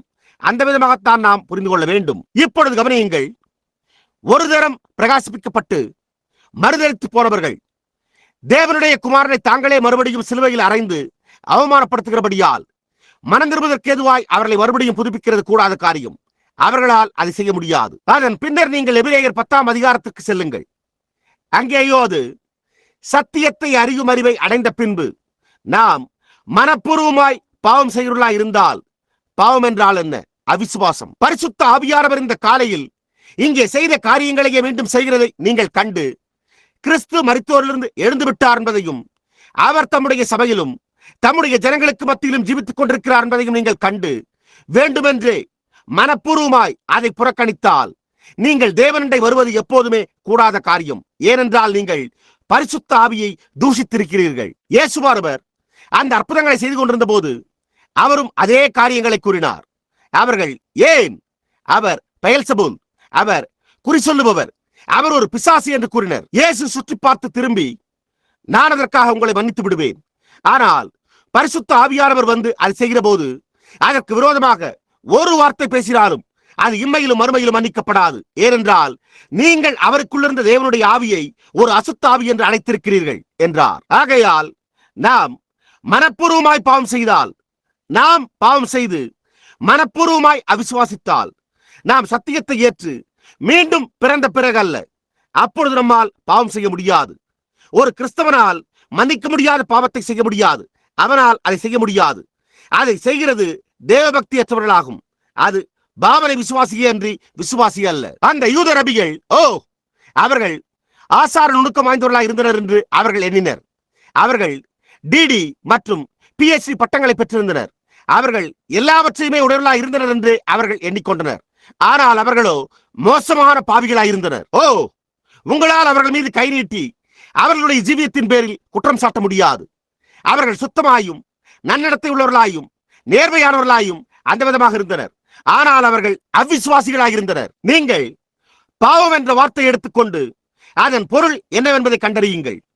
பாவம் என்ற வார்த்தை அவிசுவாசம் என்பதையே பொருட்படுத்துகிறது. 2 பிரிவுகள் மாத்திரமே உள்ளன. அது ஒரு விசுவாசி அல்லது அவிசுவாசி என்பதாய் உள்ளது. அது ஒரு நீதிமானாக்கப்பட்ட நபர் அல்லது ஒரு பாவி என்பதாய் உள்ளது. அவ்வளவுதான். நீங்கள் ஒரு அவிசுவாசியா இருந்தால் நீங்கள் ஒரு பாவியா இருக்கிறீர்கள். நீங்கள் எவ்வளவு நல்லவர்களா இருந்தாலும், நீங்கள் எவ்வளவுதான் சபைக்கு சென்றாலும், அல்லது நீங்கள் ஒரு பிரசங்கியாரா இருந்தாலும் கூட அது ஒரு பொருட்டல்ல. நீங்கள் இன்னமும் ஒரு அவிசுவாசியா இருக்கிறீர்கள். அந்த பரிசேயர்கள் பிரசங்கிமார்களா இருந்தனர். அவர்கள் அவிசுவாசிகளா இருந்தனர். இன்றைக்கு அதற்காக அவர்கள் நரகத்தில் இருக்கிறார்கள். அவர்களால் முடிந்த அளவு அவ்வளவு மத ஈடுபாடு கொண்டும் அவ்வளவு பக்தி உள்ளவர்களுமாய் இருந்தனர். ஆனால் அவர்கள் அவரை விசுவாசிக்கவில்லை. அவர்கள் அவரை ஒரு பிசாசு என்று அழைத்து அவருடைய வார்த்தையை விவாதித்தனர். அவர்களில் சிலர், நீர் இப்பொழுதே சிலுவையில் இருந்து இறங்கி வாரும், ஒரு அற்புதத்தை நிகழ்த்தும், நீர் அதை செய்ய நாங்கள் காண்போமாக என்றனர். ஒருவனோ அவரை ஒரு கோலினால் அவருடைய தலையின் மேல் அடித்து, உம்மை அடித்தது யார் என்று எங்களுக்கு தீர்க்க தரிசனம் சொல்லும், அப்பொழுது நீர் ஒரு தீர்க்கதரிசி என்று நாங்கள் உம்மை விசுவாசிப்போம் என்று கூறினான். பாருங்கள், அவிசுவாசிகள். அவர்கள் விசுவாசிகளாய் இருந்தனர் என்று அவர்கள் பாவனை செய்தனர். ஆனால் அவர்கள் பரிசுத்தமும் பக்தி உள்ளவர்களாய் இருந்த போதிலும் அவர்கள் அவிசுவாசிகளாய், உயிர்ப்பிக்கப்படாதவர்களாய், பிரிக்கப்பட்டவர்களாய் இருந்தனர். இன்னமும் அதே காரியம் இன்றைக்கும் நடைமுறையில் இருக்கிறது. புருஷரும் ஸ்திரீகளும் சபைக்கு சென்று சோர்வுற்ற முகத்தோடு இருக்கக்கூடும். அவர்கள் தங்களால் முடிந்த அளவு பக்தி உள்ளவர்களாய், ஒருபோதும் பொய்யுரைக்காமல், திருடாமல், அவர்கள் தங்களால் முடிந்த அளவு மிகச் சிறந்த முறையில் தங்களுடைய மார்க்கத்திற்காக ஜீவிக்க முயற்சிக்க முடியும். ஆனால் அவர்கள் ஒரு விசுவாசியா இருந்தாலுடைய மற்றபடி அவர்கள் இழக்கப்பட்டு போவார்கள். ஆகையால் வேதத்தில் பிரமாணத்தை கடைபிடிப்பவர்களின் அடையாளம் என்பதே இல்லை. கால்வினிசம், தேவன் உங்களுக்காக என்ன செய்தார் என்பது கிருபையாய் உள்ளது. நீங்கள் தேவனுக்காக என்ன செய்கிறீர்கள் என்பது கிரியைகளாய் இருக்கின்றன. அது முற்றிலுமாக வேறுபிரிக்கப்பட்டுள்ளது. நீங்கள் பொய்யுரைப்பதை விட்டுவிட்டு, புகைப்பதை விட்டுவிட்டு, திருடுவதை விட்டுவிட்டு, விபச்சாரம் செய்வதை விட்டுவிட்டு, செய்திருந்த எல்லா காரியத்தையும் விட்டுவிட்டு, கற்பனைகளை கடைபிடித்து சபைக்கு சென்று ஞானஸ்தானம் பண்ணப்பட்டு ஒவ்வொரு ஞாயிற்றுக்கிழமையும் ராபோஜனம் எடுத்து பரிசுத்தவான்களின் பாதங்களை கழுவி எல்லா காரியங்களையும் செய்து வியாதியஸ்தரை சுகப்படுத்தி இந்த மற்ற எல்லா காரியங்களையும் செய்திருந்தாலும் நீங்கள் தெரிந்து கொள்ளப்பட்டு தேவனுடைய ஆவியினால் பிறந்திருந்தால் ஒழிய நீங்கள் இழக்கப்பட்டவர்களாய் இருக்கிறீர்கள். ஆகையால் விரும்புகிறவனாலும் அல்ல, ஓடுகிறவனாலும் அல்ல, இறங்குகிற தேவனாலேயாம். ஏசா ஒரு கிறிஸ்தவனாய் மாறுவதற்கு தன்னால் முடிந்ததை செய்ய முயற்சித்தும் அதை செய்ய முடியாமற் போயிற்று. அவன் மனங்கசந்து அழுது மனமாறுதலை காண தேடியும் அதை கண்டடைய முடியாமற் போயிற்று என்றே வேதம் உரைத்துள்ளது. அவன் பிறப்பதற்கு முன்னரே தேவன் அவனை ஆக்கினைக்குட்படுத்தினார். ஏனென்றால் அவன் தன்னுடைய இருதயத்தில் ஒரு கெட்ட வஞ்சகனாய் இருந்தான் என்பதை அவர் அறிந்திருந்தார். தேவன் அதை முன்னறிவினால் அறிந்திருந்தார். அவர், நான் யாக்கோபை சிநேகித்து ஏசாவை வெறுத்தேன் என்றார். ஏசாவோ நற்பண்புகளை கொண்ட மனிதனைப் போல காணப்பட்டான். அவன் வீட்டில் தரித்திருந்து தன்னுடைய வயதான பார்வையிழந்த தந்தையை கவனித்து கால்நடைகளை போஷித்து மற்ற ஒவ்வொரு காரியத்தையும் செய்த ஒரு நல்ல பையனாயிருந்தான். யாக்கோபு அம்மாவினுடைய செல்ல பிள்ளையாய் கதை சொல்லும் பெண்மைத்தன்மை கொண்ட சிறுவனாயிருந்தான். அவ்விதமாகத்தான் அவன் இருந்தான். நீங்கள் அதை ஒப்புக்கொள்ள வேண்டும். வேதம் அதை ஒப்புக்கொள்கிறது, அதை கூறியும் உள்ளது. அவன் சுற்றித் திரிந்து ஒவ்வொரு காரியத்தையும் செய்து கொண்டிருந்தான். தாயோடு சுற்றி கொண்டிருந்தான். ஆனால் அதே சமயத்தில் யாக்கோபு தன்னுடைய எல்லா ஏற்றத்தாழ்வுகளிலும் தன்னுடைய பெண்மைத்தன்மை கொண்ட வழிகளிலும் அவன் சேஷ்டபுத்திர பாகத்திற்கு அப்பொழுது மரியாதை கொண்டிருந்தான். அதுவே முக்கிய கருத்தாகும். ஏசா யாக்கோவை காட்டிலும் 2 மடங்கு நற்பண்புகள் கொண்டவனாயிருந்தான். நாம் அவனை இன்றைக்கு நியாயந்திருக்க வேண்டியிருந்தால், நம்முடைய சபையின் ஒரு அங்கத்தினராய் இருக்க நீங்கள் அவனை அறிந்திராவிடில் 1000-ல் ஒருவன் என்று நீங்கள் ஏசாவை தெரிந்து கொள்வீர்கள். ஆனால் தேவனோ யாக்கோவை தெரிந்து கொண்டார். பரிசுத்த பவுல் ஒரு ஊழியக்காரனாய் இருக்க வேண்டும் என்று விரும்பியிருந்தால் நீங்கள் அவனோடு என்ன செய்திருப்பீர்கள்? ஒரு சிறிய கொக்கிமுக்கு யூதன் கோணலான வாயிலை உடையவனாயிருக்க தொடர்ந்து வம்பு பண்ணி கொண்டு அவன் எப்படியாய் சபையை சின்னாபின்னமாக்கி கொண்டிருந்தான்? அவன் எல்லா காரியத்தையும் செய்யப்போவதாயிருந்தான். அவன் மன்னிக்க முடியாத பாவத்தை செய்துவிட்டான் என்று நீங்கள் நினைத்திருப்பீர்கள். ஆனால் தேவனோ அவன் என்னுடைய ஊழியக்காரன் என்றார். தேவன் மனுஷர்களை எடுத்து அவர்களை வித்தியாசமானவர்களாக்குகிறார் என்று மனுஷர்கள் தேவனை எடுத்து வித்தியாசமாக்குகிறதில்லை. தேவன் மனிதனை எடுத்து அவரை வித்தியாசமாக்குகிறார். அது நீங்கள் என்ன செய்கிறீர்கள், நீங்கள் என்ன செய்வீர்கள், நீங்கள் என்ன நினைப்பீர்கள் என்பதல்ல. அது தேவன் என்ன செய்கிறார் என்பதாய் உள்ளது. அங்குதான் காரியமே உள்ளது. அதுவே கதையாய் உள்ளது. இப்பொழுது இந்த மகத்தான மெல்கிசேதேக்கு இங்கே அவர் பேரிலான என்ன ஒரு கதை? நாம் அதை சற்று வாசிக்க விரும்புகிறோம். நாம் மிக வேகமாக அதை பார்க்க வேண்டியதாய் உள்ளது. நாம் இங்கே ஒரு குறிப்பிட்ட வேதவாக்கிய பாகத்தின் பேரில் இங்கே மீண்டும் துவங்கப் போகிறோம். நாம் கிட்டத்தட்ட 15வது வசனத்திலிருந்து துவங்கப் போகிறோம். அல்லாமலும் மெல்கிசேதேக்குக்கு ஒப்பாய் வேறொரு ஆசாரியர் எழும்புகிறார் என்று சொல்லியிருப்பதனால் மேற் சொல்லியது மிகவும் பிரசித்தமாய் விளங்குகிறது. இப்பொழுது மெல்கிசேதேக்கு ஒரு ஆசாரியனாயிருந்தார். அவர் அவ்வாறு இருந்தாரா? அவர் என்னவாய் இருந்தார் என்பது இதோ உள்ளது. ஆதியிலே தேவன் ஒரு மகத்தான ஆவியின் ஊற்றாயிருந்தார். அது சரிதானே? அவருக்கோ பிறப்பிடமே இல்லாதிருந்தது. அவருக்கு இறப்பிடமும் இல்லாதிருந்தது. அவருக்கு நாட்களின் துவக்கமும் இல்லாதிருந்தது. அவருக்கு வருடங்களின் முடிவும் இல்லாதிருந்தது. அவர் நித்தியத்தை போன்றே நித்தியமானவராயிருக்கிறார். அவர் ஒருபோதும் பிறக்கவில்லை. அவர் ஒருபோதும் மரிக்கவில்லை. அங்கே அதில் அவர் 7 வகையான ஆவிகளை உடையவராய் இருந்தார் என்பதை நாம் கண்டறிகிறோம். அது சரிதானே? வேதம் வெளிப்படுத்துகிற விசேஷத்தில் தேவனுடைய சிங்காசனத்துக்கு முன்பாக 7 ஆவிகள் என்று கூறியுள்ளது. அது சரிதானே? 7 பல்வேறான 7 ஆவிகள், 7 நிறங்கள் இருக்கின்றன என்பதை நாம் கண்டறிகிறோம். 7 சபை காலங்கள் அங்கே இருக்கின்றன. ஓ, அது அப்படியே இயங்குகிறது. 7 என்ற எண் முழு நிறைவானதாய் உள்ளது. தேவன் முழு நிறைவானவராயிருக்கிறார். 7 ஆவிகள், அந்த 7 ஆவிகள் பரிபூர்ணமாயிருந்தன. முதலாவது ஒன்று சிகப்பு நிறமாயிருந்தது. பரிபூர்ண அன்பு, மீட்பு. எப்படியாய் அந்த நிறங்களை பற்றி கூற நமக்கு நேரம் இருந்தால் அப்பொழுது அந்த நிறங்கள் ஒவ்வொன்றும் தேவனுடைய தூய்மையை சுட்டிக்காட்டுகின்றன என்பதை காண்பிக்கலாம். ஆமென். அந்த நிறங்கள் 7 இயற்கையான நிறங்களாய் இருக்கின்றன. அந்த நிறங்கள் தேவனுடைய தூய்மையை சுட்டிக்காட்டுகின்றன. அந்த நிறங்கள் தேவனுடைய நோக்கங்களையும் தேவனுடைய மனப்பான்மையையும் சுட்டிக்காட்டுகின்றன. அந்த 7 நிறங்களும் அவைகள் 7 சபை காலங்களை, 7 நட்சத்திரங்களை, 7 தூதர்களையே சுட்டிக்காட்டின. எல்லா வேதவாக்கியத்தினூடாகவும் 7 ஊழியர்கள், 7 செய்தியாளர்கள், 7 செய்திகள் எல்லா 7களிலும் இருந்தன. 7 நாட்கள், 6 நாட்கள், 7ஆவதோ ஓய்வு நாளாய் இருந்தது. பரிபூர்ணம், முழு நிறைவு. ஓ, அது அழகாய் உள்ளது. நாம் அதை குறித்து ஆராய்ந்து பார்த்து அந்த நிறங்களை விளக்கி கூற நமக்கு நேரம் இருந்தால் நலமாயிருக்கும். சிவப்பு நிறத்தை எடுத்துக்கொள்வோம். நாம் எடுத்துக்கொள்கிற முதல் நிறம் சிகப்பாய் உள்ளது. சிவப்பு என்பது என்ன? சிவப்பு ஒரு அபாயத்தின் அடையாளமாய் உள்ளது. சிவப்பு ஒரு மீட்பின் அடையாளமாய் உள்ளது. நீங்கள் சிவப்பு நிறத்தை சிவப்பு நிறத்தினூடாக நோக்கி பார்த்தால் அது என்ன நிறமாய் இருக்கிறது? வெள்ளை. அது சரியே. ஆகையால் சிவேர் என்றிருந்த பாவத்தை மூட சிவப்பான ரத்தம் சிந்தப்பட்ட போது தேவன் சிவப்பான ரத்தத்தினூடாக சிவேர் என்றிருந்த பாவத்தை நோக்கி பார்க்க அது வெண்மையாக மாறுகிறது. விசுவாசி பாவம் செய்ய முடியாது, நிச்சயமாக முடியாது. தேவனுடைய வித்து, தேவனுடைய ஆசீர்வாதங்கள் அவன் மேல் தங்கியுள்ளது. தேவனால் தம்முடைய சொந்த குமாரனின் ரத்தத்தை தவிர வேறொன்றையுமே பார்க்க முடியாது. அவருடைய சபையில் என்ன இருந்தாலும், அது என்னவா இருந்தாலும் அது ஒரு பொருட்டல்ல. தேவன் அதை காண்கிறதில்லை. ஏனென்றால் இயேசு பிரதான ஆசாரியராய் தொடர்ந்து பரிந்து பேசிக் கொண்டிருக்கிறார். எனவே அதை போன்ற அப்பேற்பட்ட ஒரு பலி அவருக்காக அங்கே இருந்து கொண்டிருக்கும் போது அவருக்கு பாவம் செய்ய வழியே இல்லை, நிச்சயமாக இல்லை. அப்பொழுது நீங்களோ அது எனக்கு ஒரு நல்ல வாய்ப்பினை அளிக்கிறது என்று கூறினால் அப்பொழுது நீங்கள் சரியில்லை என்பதையே அது காண்பிக்கிறது. நீங்கள் அதை பாராட்டுவீர்கள். நீங்கள் ஒரு உண்மையான கிறிஸ்தவராய் இருந்து பாவமானது உங்களை சுற்றி சோதித்துக் கொண்டிருக்க அப்பொழுது நீங்கள் பாவம் செய்ய முடியாத ஒரு நிலையில் இருந்தால் நீங்கள் அதை நேசிப்பீர்கள். ஏனென்றால் தேவனுடைய வித்து அவனுக்குள் தரித்திருக்கிறது. அவனால் பாவம் செய்ய முடியாது. வேதமோ ஒரு தரம் இயேசுவின் ரத்தத்தினால் சுத்தமாக்கப்பட்ட பின்பு பாவத்தின் வாஞ்சையை இனி ஒருபோதும் இருக்காது என்று உரைத்துள்ளது. ஆனால் உங்களுக்கு அப்படிப்பட்ட ஒரு வாஞ்சை உண்டாயிருக்குமானால் அப்பொழுது உங்களுடைய இருதயம் தேவனோடு சரியாக இல்லை. இப்பொழுது நீங்கள் தவறு செய்வீர்கள், ஆனால் நீங்கள் அதை மனப்பூர்வமாய் செய்கிறதில்லை. புரிகிறதா? உங்களுக்கு கண்ணி வைக்கப்பட்டுள்ளது. உங்களுக்கு கண்ணி வைக்கப்பட்டுள்ள எந்த காரியத்திற்குள்ளும் அல்லது நீங்கள் செய்ய வேண்டும் என்று கருதி ஒரு காரியத்தையும் செய்கிறதில்லை. அப்பொழுது அதே சமயத்தில் அது பாவம் அல்ல. ஏனென்றால் நீங்கள் தவறாயிருக்கின்றீர்கள் என்று நீங்கள் காண்கிற அந்த நிமிடத்திலேயே மனம் திரும்பி விடுவீர்கள். நீங்கள் உடனடியாக திரும்பி நான் அவ்வாறு செய்ய வேண்டும் என்று கருதி அவ்வாறு செய்யவில்லை, நான் அதை பார்க்கவே இல்லை என்று கூறுவீர்கள். நீங்கள் அதையே ஜீவிய காலமெல்லாம் கூறுவீர்கள். ஒரு மனிதன் அவ்வாறு இருக்க விரும்புகிறதில்லை.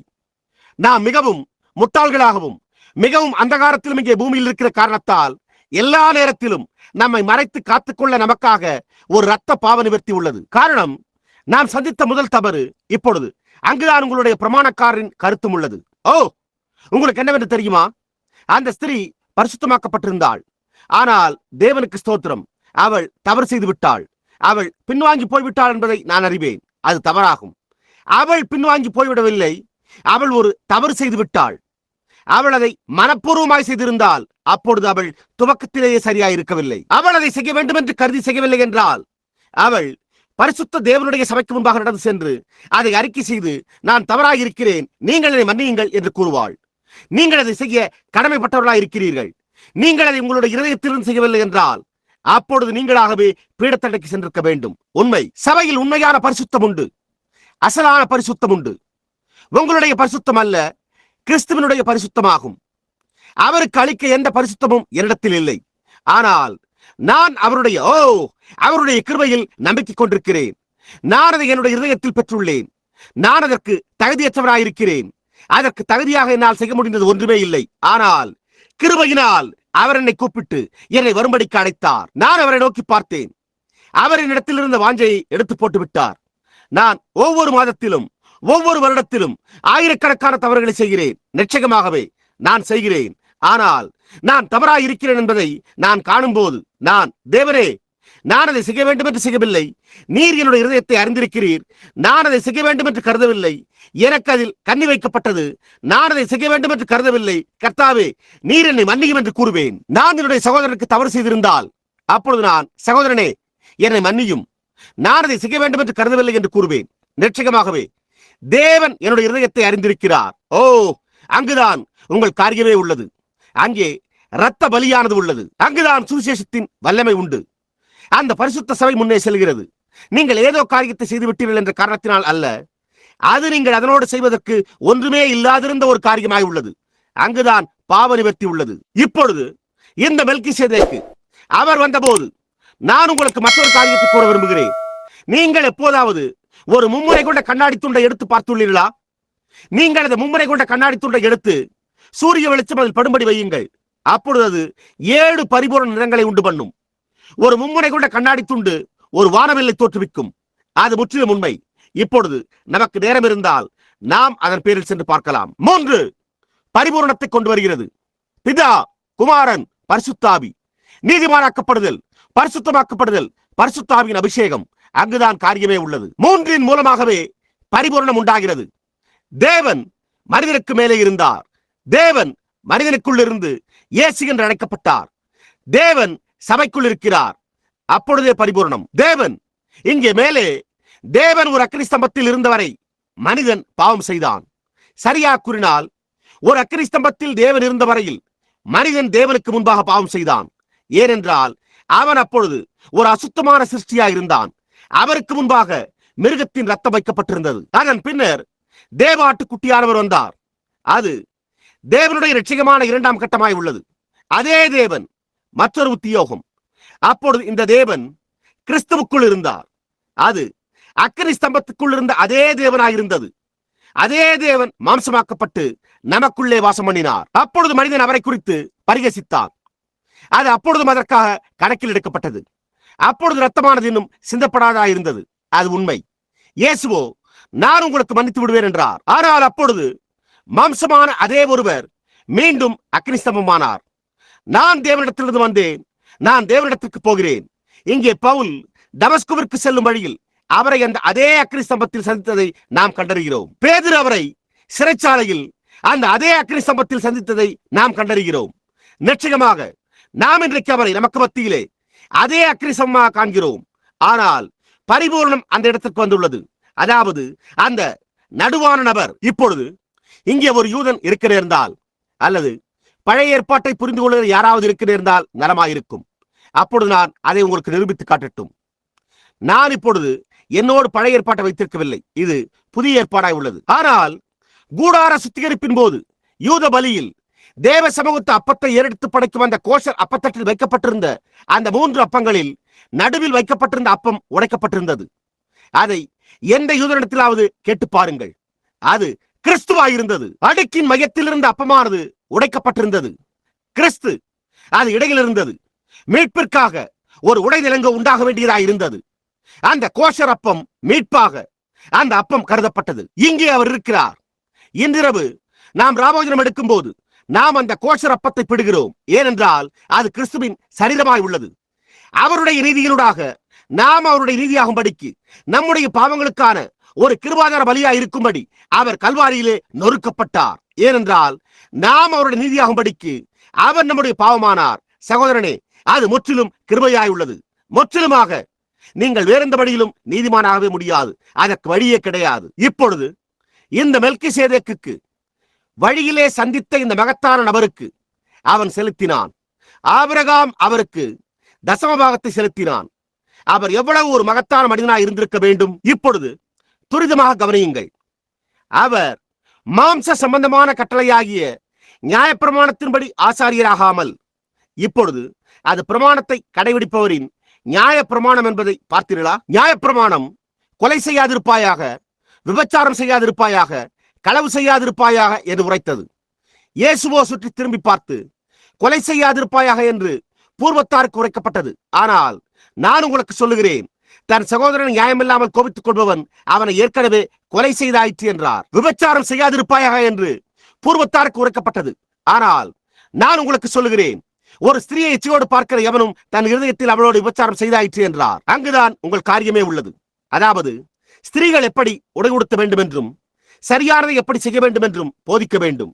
நீங்கள் தவறாக உடை உடுத்துகிறீர்கள். அந்த காரணத்தினால்தான் புருஷர்கள் உங்களை தவறான வழியில் நோக்கி பார்க்கிறார்கள். அப்பொழுது நீங்கள் விபச்சாரம் செய்த, அதாவது அதே காரியத்தை நீங்கள் செயலில் செய்துவிட்டது போன்ற குற்றவாளியாயிருக்கிறீர்கள். இயேசு அவண்ணமாக கூறினார். இந்த கடுஞ்சிற கோபக்கார ஜனங்களாகி நீங்கள் எப்போதும் யாரை குறித்தாவது மிக மோசமாக பேசுவது போன்ற அத்தகைய காரியங்களை செய்கிறீர்கள். ஜாக்கிரதையாயிருங்கள். நீங்கள் உங்களுடைய சகோதரனுக்கு எதிராக ஒரு வார்த்தை பேசினாலும் நீங்கள் குற்றவாளியாயிருக்கிறீர்கள். அது சரியல்ல. அப்படியே போய் அவனை சின்னாபின்னமாக்குவதல்ல. நீங்கள் ஒரு கத்தியை எடுத்து ஒரு மனிதனை கொல்ல அவனுடைய முதுகில் குத்த வேண்டியதில்லை. நீங்கள் அவனுடைய நற்பெயரை உடைத்தெறிய முடிந்தால் அவனை கொன்று அவனுடைய செல்வாக்கையும் அழித்து விடுகின்றீர்கள். இங்குள்ள உங்களுடைய போதகருக்கு எதிராக பேசி அவரை குறித்து மோசமாக ஏதோ ஒரு காரியத்தை கூறினால் அப்பொழுது நீங்கள் அவரை துப்பாக்கியால் சுட்டுக் கொள்வது போன்றாகும். அவரை பற்றி சரியாகிறாத ஏதோ ஒரு காரியத்தை கூறியிருப்பது அது ஜனங்களோடுள்ள அவருடைய செல்வாக்கையும் அது போன்ற காரியங்களையும் கொன்று போட்டுவிடும். நீங்கள் அதை குறித்து குற்றவாளியாயிருக்கிறீர்கள். இயேசு என்ன கூறினார்? இப்பொழுது இங்கே கவனியுங்கள். பவுல் இங்கே எதை கற்றுணர்த்த முயற்சித்துக் கொண்டிருந்தான்? நான் இந்த பண்டைய வேதாகமத்தை நேசிக்கிறேன். அது உங்களை சரிபடுத்துகிறது. பாருங்கள். ஓ, அப்படியே இங்கே நோக்கி பாருங்கள். இப்பொழுது நாம் 14ஆம் வசனத்தை வாசிக்கையில், நம்முடைய கர்த்தர் யூதா கோத்திரத்தில் தோன்றினார் என்பது பொறுமையாயிருங்கள். நான் இங்கே மற்றொரு வசனத்தை வாசிக்கப் போகிறேன். இல்லை, இங்கே கீழே 16வது வசனம். அவர் மாம்ச சம்பந்தமான கட்டளையாகிய நியாயப்பிரமாணத்தின்படி ஆசாரியராகாமல், அது பிரமாணம் சார்ந்ததாய் உள்ளது. நீங்கள் பாருங்கள். ஓ சகோதரனே, நான் அதை செய்யக்கூடாது, எனக்கு தெரியும். ஆனால் நான் அதுவல்ல, இது அன்பே இது செய்கிறதாய் உள்ளது. நாம் எப்படியாய் அதனூடாக சென்று பார்த்தோம். நான் என்னுடைய மனைவியை குறித்து இவ்வாறு கூறுவதாக வைத்துக் கொள்வோம். ஓ, நான் 2 மனைவிகளை உடையவராயிருக்க விரும்பி, நான் இந்த ஒருவளோடு சுற்றித் திரிய விரும்பி, இந்த ஒன்றை அங்கே அவளோடு செய்ய விரும்பினால், ஆனால் நான் அவ்வாறு செய்ய விரும்பினால் என்னுடைய மனைவி என்னை விவாகரத்து செய்து விடுவாள். என்னுடைய பிள்ளைகளும் பாதிக்கப்படுவார்கள். என்னுடைய ஊழியமும் இழக்கப்படும். நீங்கள் அழுக்கான, அழுகிப்போன மாய்மாலக்காரனாயிருக்கிறீர்கள். அது உண்மை. நீங்கள் முதலிலேயே அவளை சரியாக நேசிக்கவில்லை. அது முற்றிலும் உண்மையே. நீங்கள் அவளை நேசித்திருந்தால் அப்பொழுது அதை குறித்த எந்த சட்ட பிரமாணமும் இல்லாதிருந்திருக்கும். நீங்கள் எப்படியும் அவளை நேசித்தால் நீங்கள் அவளோடு தரித்திருப்பீர்கள். அது முற்றிலும் உண்மை. ஸ்திரீகளாகி நீங்களும் அதே காரியத்தை உங்களுடைய கணவனுக்கு செய்வீர்கள். அது உண்மை. புருஷராகி நீங்கள் முழுவதும் வண்ணம் திட்டப்பட்ட ஒரு எசபேலை கண்டு உங்களுக்கு தான் தெரியுமே, நீங்கள் சுற்றித் திரிந்து அவளுக்காக அன்பு கொள்கிறீர்கள். ஒரு கால் ஒரு நல்ல மனைவி உங்களுக்கு ஏற்கனவே இருக்கலாம். அதன் பின்னரும் நீங்கள் உங்களை ஒரு கிறிஸ்தவன் என்று அழைத்துக் கொள்கிறீர்கள். உங்களுக்கு அவமானம், உங்களுக்கு மற்றொரு பீட அடைப்பே தேவையாயிருக்கிறது. அது உண்மை. ஸ்திரீகளாகிய உங்களில் சிலர் தன்னுடைய தலைமுடியை மழுமழுப்பாக வாரிக்கொண்டு போதுமான வாசனை தைலத்தை பூசிக்கொண்டிருப்பவனையே நோக்கி பார்க்கிறீர்கள். அதன் பின்னர் நீங்களோ, அண்மையில் இங்கே ஒரு சிறு பெண் இருந்தாள். இது ஒரு கேலி பேச்சல்ல. ஏனென்றால் நான் அதை ஒரு கேலியாக பொருட்படுத்தி கூறவில்லை. ஆனால் இது கேலி செய்வதற்கான இடம் அல்ல என்பதை ஜனங்கள் அறிந்திருக்கிறார்கள். ஆனால் ஒரு சிறு பெண் இங்கிருந்தாள். அப்பொழுது இங்கே அருமையான பையன்கள், கிறிஸ்தவ பையன்கள் இருந்தனர். நீண்ட காலத்துக்கு முன்பு நான் இங்கே போதகராக இருந்து கொண்டிருந்த போது நான் வழக்கமாக வாலிபர்களுக்கு வேத பாடங்களை நடத்துவதுண்டு. அப்பொழுது நான் ஞாயிறு பிற்பகலில் பாலியல் மற்றும் உள்ள காரியங்களை குறித்து வாலிப பெண் பிள்ளைகளிடத்தில் பேசுவேன். அதன் பின்னர் அதற்கு அடுத்த ஞாயிறு பிற்பகல் வாலிபர்களிடத்தில் அந்த காரியங்களை தடையிட்டு அழித்து போட முயற்சிப்பதை குறித்து பேசுவேன். அப்பொழுது ஒரு பெண் இங்கே டவுன் டவுனில் சிகரெட்டுகளை புகைத்துக் கொண்டும் தன்னுடைய சட்டைப்பையில் புட்டியை வைத்துக் கொண்டும் இருந்த ஒரு குள்ளமான நபரோடு செல்ல துவங்கினாள். அவன் ஒரு வகையான மோட்டார் வாகனத்தை இந்த பட்டணத்தை சுற்றிலும் ஓட்டிக் கொண்டிருந்தான். அவள் அந்த பையனிடத்தில் என்னதான் கண்டாள் என்பதை என்னால் புரிந்து கொள்ளவே முடியவில்லை. அவன் சபைக்கு வர மாட்டான். அவன் அங்கே வெளியே உட்கார்ந்திருப்பான். அவளை இங்கே சபைக்கு அனுப்பிவிட்டு அவன் இங்கே வெளியே தன்னுடைய காரில் அமர்ந்து அவளுக்காக காத்திருப்பானே என்று சபைக்குள் வரவே மாட்டான். நான் அவளிடத்தில் ஒரு நாள் பேசினேன். அவள் நியூ ஆல்பனியில் வசித்து வந்தாள். அப்பொழுது நான், பெண்ணே, நான் உன்னிடத்தில் ஒரு காரியத்தை கேட்க விரும்புகிறேன். நீ இந்த உலகத்தில் இந்த பையனிடத்தில் என்ன காண்கிறாய் என்று கேட்டேன். மேலும் நான், முதலாவது, நீ கொண்டுள்ள மார்க்கத்தை அவன் வெறுக்கிறான். அவன் கிறிஸ்துவை நிந்திக்கிறான். அவன் உனக்கு ஒரு கணவனாக ஒருபோதும் அமையவே மாட்டான். அவன் உன்னுடைய ஜீவியம் முழுவதும் உன்னை பரிதாபமாயிருக்க செய்வான் என்றேன். நான், நீ இங்கே தெரிந்து கொண்டு உடன் செல்லும்படியான அருமையான இளம் கிறிஸ்தவ பையன்கள் இருக்கிறார்கள். உன்னுடைய தகப்பனும் தாயும் நீ வெளியே போய் சுற்றிக் கொண்டிருக்கிற அந்த காரியங்களை நிந்திக்கிறார்கள். ஆனால் நீயோ எப்படியும் வெளியே போய் சுற்றிக் கொண்டிருக்கிறாய். ஆனால் நீயோ நான் இனிமையான 16 வயதினை உடையவளாக இருக்கிறேன் என்று நினைக்கிறாய் என்று கூறினேன். அவளோ முகப்பறை செய்து கொண்டு வெளியே சுற்றித் திரிய ஆரம்பித்தாள். முதல் காரியம் என்னவெனில், அவள் ஒழுங்கினமாக விடுதிகளில் சுற்றித் திரிந்தாள். அவளோ இப்பொழுது நித்தியத்திற்கு சென்று விட்டாள். ஆனால் அதற்கு முன் அவள் இங்கே நின்றாள். அந்த பெண் அந்த பையனை நேசித்தபடியால் அவள் எனக்கு திருப்பி கூறிய பதில் என்னவென்று உங்களுக்கு தெரியுமா? அவன் அப்பேற்பட்ட கவர்ச்சியான கால்களையும் அவன் மிக நல்ல வாசனை உடையவனாகவும் இருக்கிறான் என்றாள். உங்களால் அதை கற்பனை செய்து பார்க்க முடிகிறதா? அவன் தன்மேல் வாசனையாயிருக்க வாசனை திரவியம் பூசிக்கொள்ளுகிற ஒரு பெண்மைத்தன்மை கொண்டவனை அல்லாமல் ஒரு ஆண்மைத்தன்மை கொண்ட புருஷனாயிருக்கவில்லை. பாருங்கள்.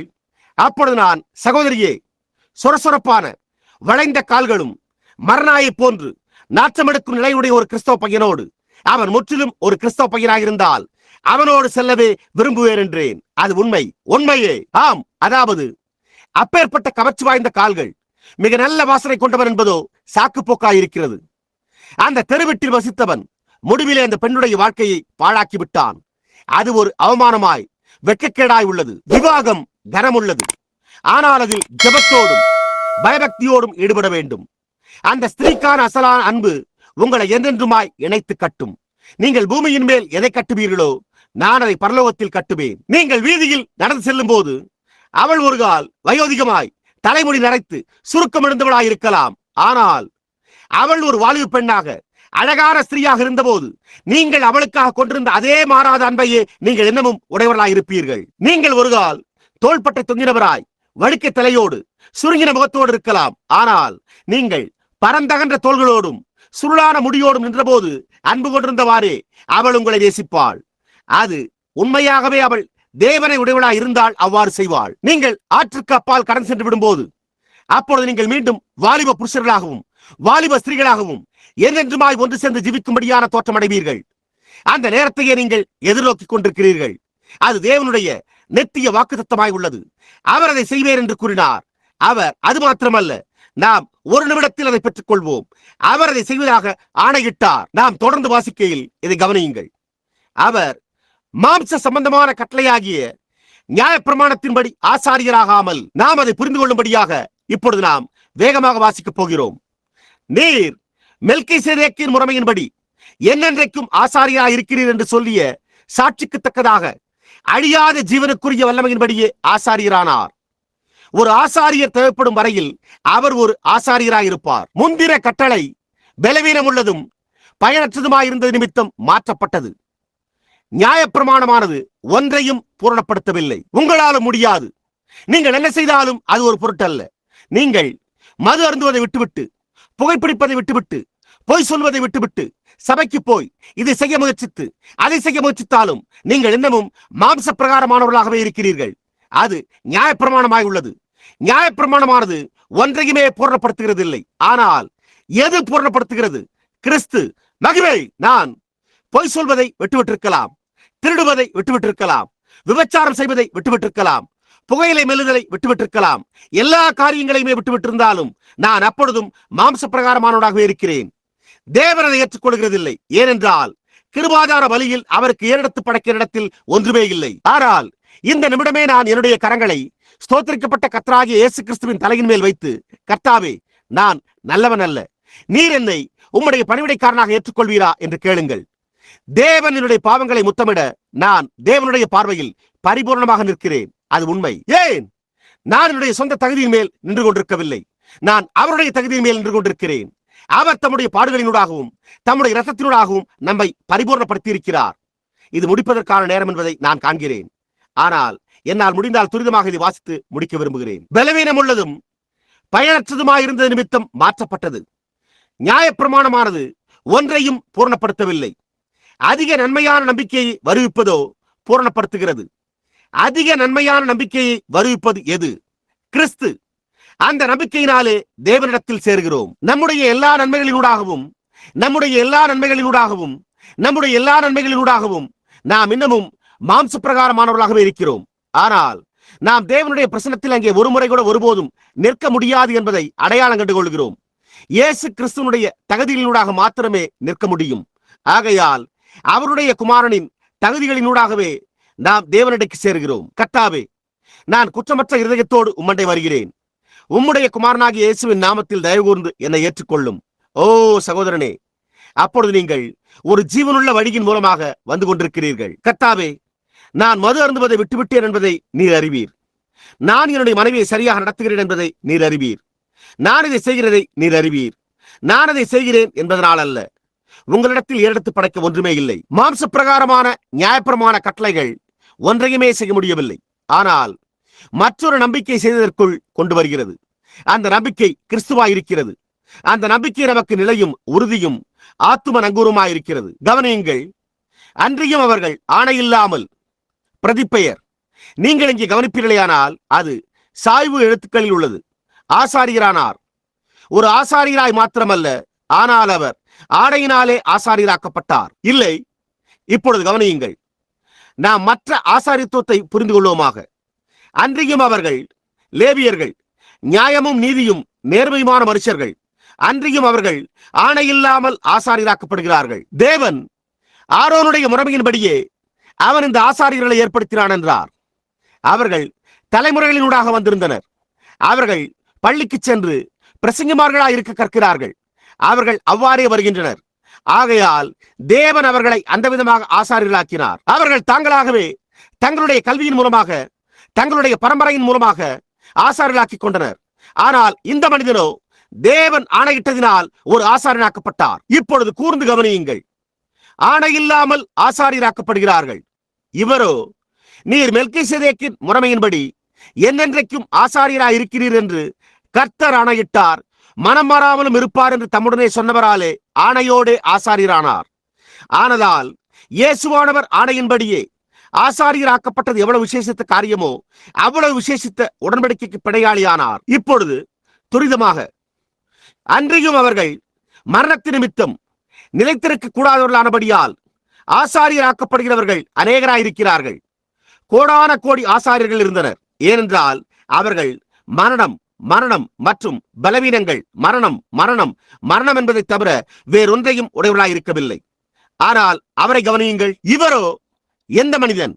இயேசு என்னென்றைக்கும் நிலைத்திருக்கிறபடியினாலே மாறிப்போகாத ஆசாரியத்துவம் உள்ளவராயிருக்கிறார். மேலும் அவர்களை முற்றுமுடிய ரட்சிக்க வல்லவராயும் இருக்கிறார். எவ்வளவு தூரமாயிருந்தாலும், எவ்வளவு குனிந்திருந்தாலும், எவ்வளவு தூரமாயிருந்தாலும் கவலைப்பட வேண்டியதில்லை.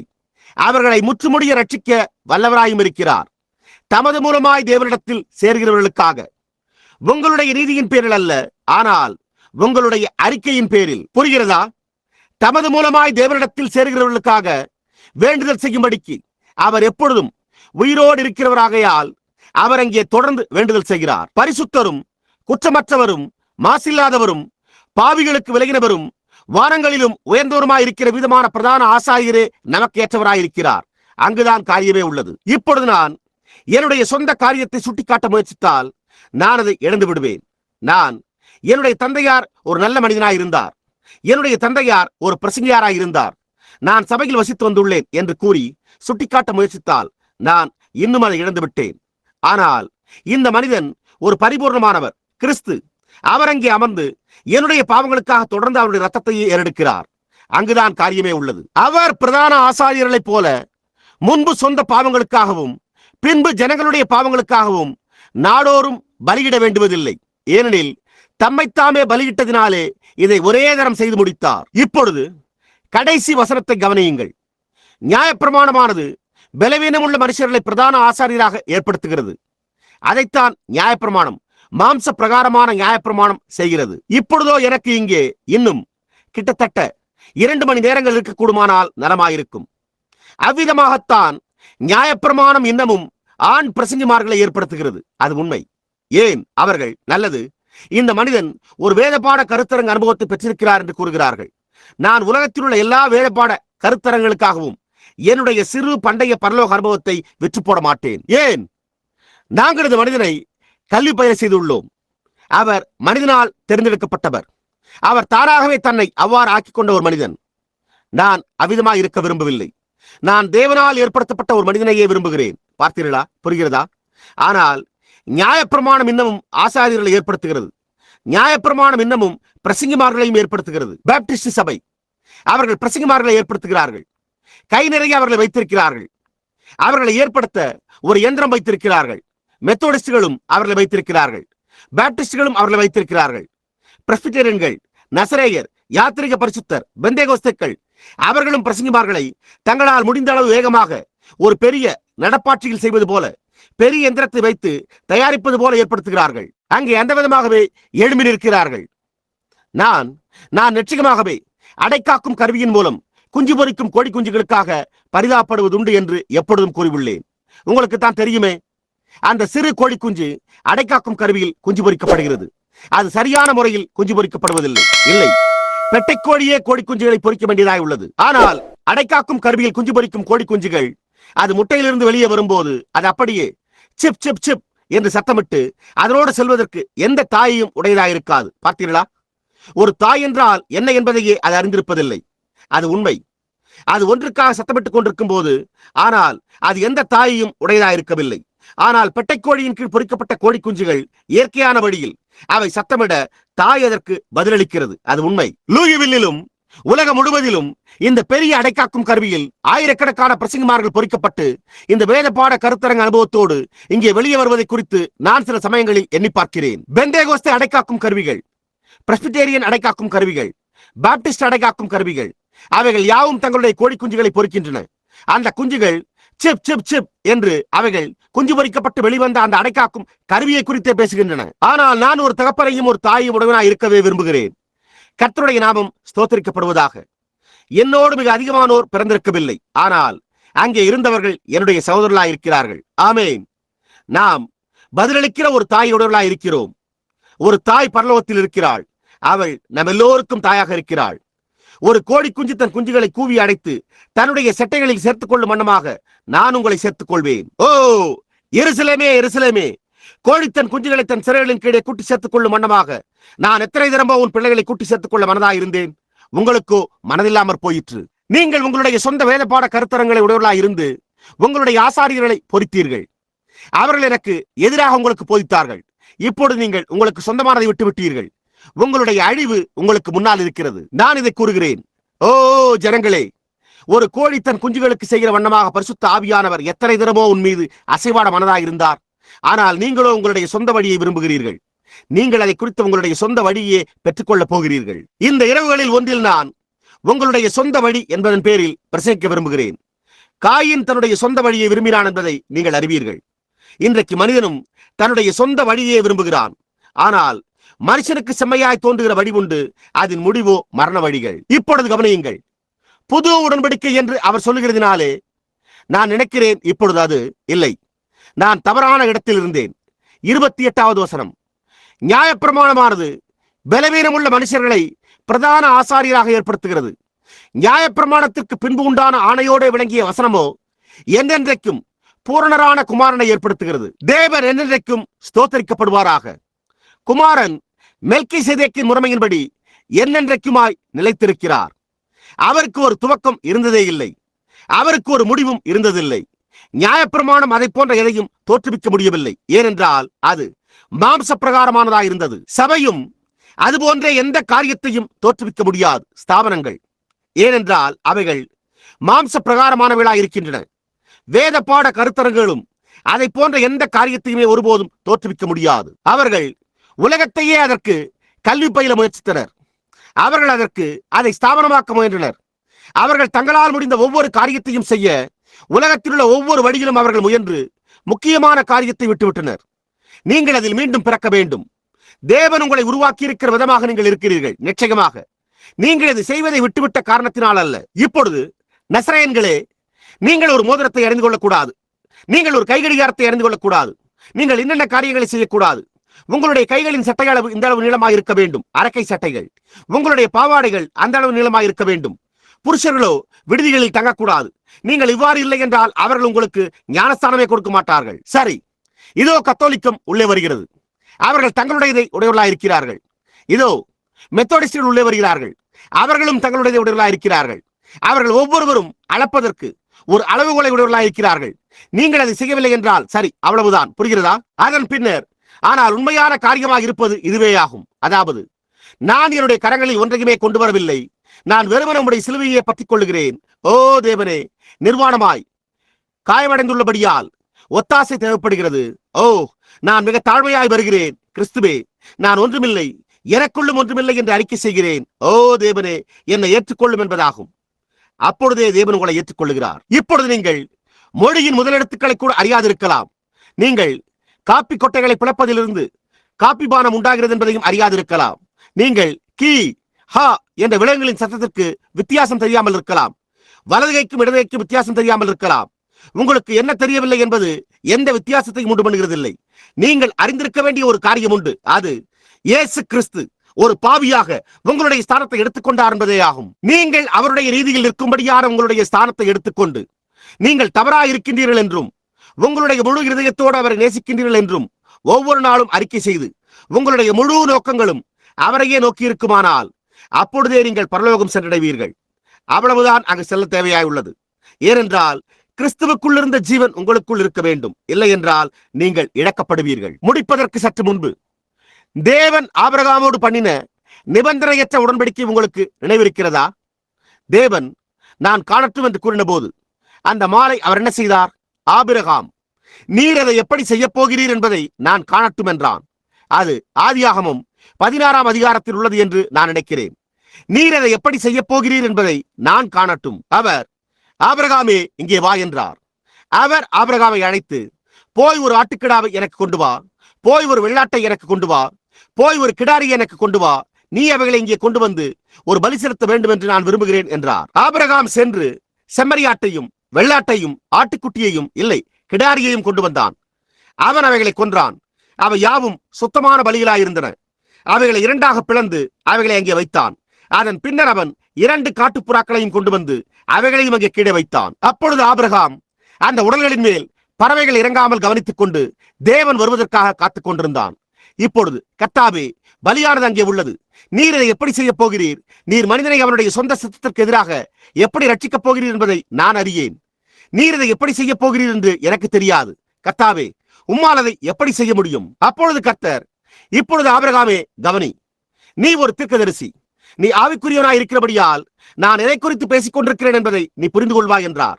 அப்பொழுது அவன், சரி கர்த்தாவே, நான் காண விரும்புகிறேன் என்றான்.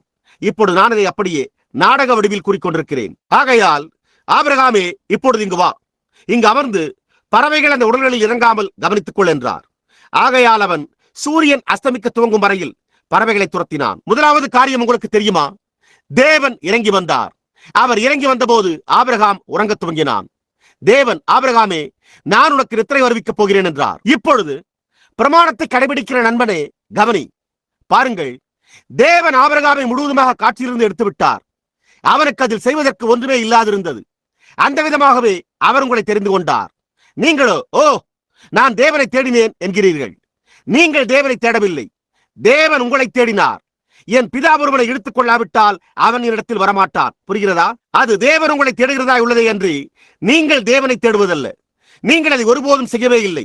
உங்களுடைய சுபாவம் தவறாயிருக்கிறது. நீங்கள் ஒரு பன்றியாயிருக்கிறீர்கள். உங்களுக்கு எந்த வித்தியாசமும் தெரியவில்லை. நீங்கள் ஒரு பன்றி பட்டியில் வாழ்கிறீர்கள். நீங்கள் அறிந்துள்ளதெல்லாம் அதுதான். நீங்கள் அதை விரும்புகிறீர்கள். மதுபானம் அறிந்துவிட்டு சுற்றிலும் எச்சில் வழிய அடுத்தவனுடைய மனைவியோடு சுற்றி திரிந்து கொண்டு நீங்கள் செய்ய முடிந்த ஒவ்வொரு பொல்லாத காரியத்தையும் செய்கிறீர்கள். அது நல்லதாக உங்களுக்கு தென்படுகிறது. அப்பொழுது நீங்கள், ஓ சகோதரனே, நாங்கள் ஒரு மகிழ்ச்சியான நேரத்தை அனுபவித்துக் கொண்டிருக்கிறோம் என்கிறீர்கள். அது நல்லது என்றும் நீங்கள் நினைக்கிறீர்கள். ஆனால் தேவன் உங்களுடைய இருதயத்தை தட்டுகிறார். அதுவே மாற்றுகிறது. நீங்கள் தேவனை தட்டுகிறதில்லை, தேவன் உங்களை தட்டுகிறார். ஆதாம் ஒருபோதும் தேவனுடைய இருதயத்தை தட்டவே இல்லை. தேவன் ஆதாமினுடைய இருதயத்தை தட்டினார். நீங்கள் ஒரு ஆதாமின் குமாரனாய் இருக்கிறீர்கள். அது உண்மை. ஆதாம் ஒரு தேவனுடைய குமாரனாய் இருப்பதற்கு முன்னர் தேவன் அவனுடைய இதயத்தை தட்ட வேண்டியதாக இருந்தது. நீங்கள் ஒரு தேவனுடைய குமாரனாவதற்கு முன்னே தேவன் உங்களுடைய இதயத்தை தட்டி இருக்க வேண்டும். அப்பொழுது ஆபிரகாம் உறங்க சென்றான். அவன் உறங்க சென்ற போது அவன் கண்டிருந்த முதல் காரியம் என்னவாயிருந்தது?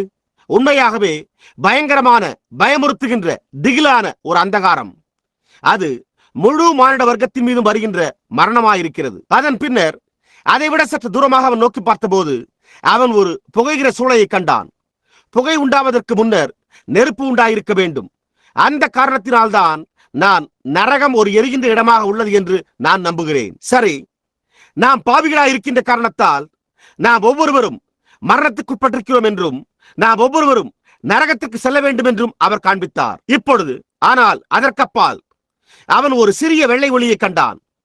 இந்த சிறிய வெள்ளை ஒளி அது என்ன ஒளியாய் உள்ளது? அந்த வெள்ளை ஒளி என்னவாயிருந்தது? அது அக்கினிஸ்தம்பமாய் இஸ்ரவேல் புத்திரருக்கு முன்பாக சென்றது. அந்த அக்கினிஸ்தம்பமே தமஸ்குவிற்கு போகும் வழியில் பவுலை சதித்தது. அந்த அக்கினிஸ்தம்பமே பேதுருவை சிறைச்சாலையிலிருந்து வெளியே கொண்டு வந்தது. அந்த அக்கினிஸ்தம்பமே இன்றிரவு இங்கே உள்ளது. அந்த நித்திய தேவன் அவர் தாமே இந்த பிளந்த பலிகளின் நடுவே முன்னும் பின்னும் ஒவ்வொன்றின் நடுவேயும் நடந்தார். ஓ என்னே ஆபிரகாமே, இந்த விதமாகத்தான் நான் அதை செய்ய போகிறேன். நான் என்ன செய்ய போகிறேன் என்று என்னை கவனி. நான் இங்கே ஒரு உடன்படிக்கையை செய்து கொண்டிருக்கிறேன். நான் அதற்கு ஒரு ஆணையிட்டு அந்த சந்ததியின்படி நான் ஒரு பரிந்து பேசுவதை எழுப்புவேன். நான் மரணத்தோடு ஒரு உடன்படிக்கை பண்ணுவேன். நான் மரணத்தை மாம்சத்தில் ஆக்கிரைக்குட்படுத்துவேன். ஏனென்றால் நானே அதை எடுக்க வருவேன். ஆபிரகாமே, ஆபிரகாமே, உன்னுடைய சந்ததியினூடாக அது உண்டாகும். உன்னுடைய சந்ததியினூடாக நீ உலகத்தின் தகப்பனாயிருப்பாய். உன்னோடு நான் இந்த வாக்குத்தத்தை செய்வது மாத்திரமல்ல, உனக்கு பின்னும் உன்னுடைய சந்ததியோடு நான் இந்த வாக்குத்தத்தை பண்ணுவேன் என்றார். அவர் ஒவ்வொருவரும் எப்படி இருப்பார்கள் என்பதை அறிந்திருந்தார். அவர்கள் என்ன செய்கிறார்கள் என்பதல்ல, ஆனால் நான் என்ன செய்கிறேன் என்பதாகும். ஆபிரகாமே, நான் அதை செய்ய போகிறேன். நான் ஆதாமை நம்பினேன். அவன் தன்னுடையதை முறித்து போட்டான். ஒவ்வொருவரும் தங்களுடையதை முறித்து விடுகிறார்கள். ஆனால் நான் அதை காத்துக்கொள்வேன் என்று நான் இதனோடு என்னை கொண்டே ஆணையிடுவேன் என்றார். ஆமேன், ஆமேன், ஆமேன். நாம் ஒரு உடன்படிக்கை பண்ணும் போது நாம் என்ன செய்கிறோம்? நான் சகோதரன் நெவில் என்று கூறுகிறேன். இப்பொழுது இதை அப்படியே ஒரு நிமிடம் கவனியுங்கள். நான் சகோதரன் நெவில், நான் என்ன செய்வேன் என்று உங்களுக்கு சொல்லுகிறேன். நீங்கள் நாளை இரவு வரையில், அடுத்த இரவு புதன்கிழமை இரவு வரையில் பிரசங்கித்தால் நான் புதன்கிழமையிலிருந்து ஞாயிறு வரை பிரசங்கிப்பேன் என்று கூறுவேன். நீங்கள் அந்த ஒப்பந்தத்தை செய்கிறீர்களா? ஆமையா, இந்த விதமாகத்தான் நாம் அதை செய்கிறோம். பையனே, கரத்தை குலுக்கு. அதுதான் இது. அது அமெரிக்காவில் உள்ள ஒரு உடன்படிக்கையாய் உள்ளது. அந்த விதமாகத்தான் நாம் ஒரு உடன்படிக்கை பண்ணுகிறோம். இப்பொழுது ஜப்பானில் அவர்கள் எப்படி ஒரு உடன்படிக்கையை பண்ணுகிறார்கள்? நீங்கள் இன்னென்னதை செய்யுங்கள், நான் இன்னென்னதை செய்வேன் என்று கூறி உடன்படிக்கை பண்ணுகிறோம். நாம் கொஞ்சம் உப்பை அள்ளி எடுத்துக்கொள்வோம். ஏனென்றால் உப்பு சாரமுள்ளதாக இருக்கிறது. நாம் உப்பை எடுத்து நான் அதை சகோதரன் நெவில் அவர்கள் மீது எறிகிறேன். சகோதரன் நெவிலும் உப்பை எடுத்து அதை என் மீது எறிகிறார். இவ்வாறுதான் ஜப்பானில் அவர்கள் செய்கிறார்கள். அது ஒரு உறுதி செய்யும் உடன்படிக்கையாய் உள்ளது. டேவிட் லிவிங்ஸ்டன் அவர்கள் ஆப்பிரிக்க கருப்பருடைய தேசத்திற்குள் செல்ல அவரோடு எப்படி ஒரு உடன்படிக்கை பண்ணினார்? அவர் அங்கு சுவிசேஷத்தை பிரசங்கிக்க, தங்களுடைய ஊழியத்தை செய்ய அங்கே கடந்து செல்ல கூடுமா என்று அந்த தலைவரிடத்தில் போய் பேசினார். அப்பொழுது அவர்களோ ஒரு கண்ணாடி குடுவையில் மதுபானத்தை எடுத்துக்கொண்டனர். இதுதான் ஆப்பிரிக்காவில் கருப்பரோடு செய்த உடன்படிக்கையாகும். அவர்கள் ஒரு கண்ணாடி குடுவையில் மதுபானத்தை வைத்திருந்தனர். அப்பொழுது அந்த கருப்பர் என தலைவன் தன்னுடைய சொந்த நரம்புகளை பிடுங்கி அந்த ரத்தத்தை மதுபானம் இருந்த இந்த கண்ணாடி குடுவையில் சிந்தவிட்டான். டேவிட் லிவிங்ஸ்டன் அவர்களும் தன்னுடைய சொந்த நரம்புகளை பிடுங்கி அந்த ரத்தத்தை மதுபானம் இருந்த இந்த கண்ணாடி குடுவையில் சிந்தவிட்டார். பின்னர் அவர்கள் அதை கலக்கினர். அப்பொழுது டேவிட் லிவிங்ஸ்டன் அதில் பாதியை குடித்தார். அதன் பின்னர் அந்த கருப்பர் என தலைவனும் மற்ற பாதியை குடித்தான். அப்பொழுது அவர்கள் ஒருவருக்கு ஒருவர் அவர் அந்த கருப்பர் என தலைவரோடு ஒரு வெகுமதியை மாறி மாறி கொடுத்துக் கொண்டனர். அப்பொழுது டேவிட் லிவிங்ஸ்டன், நீர் என்னிடத்திலிருந்து என்ன கேட்கிறீர் என்று கேட்டார்.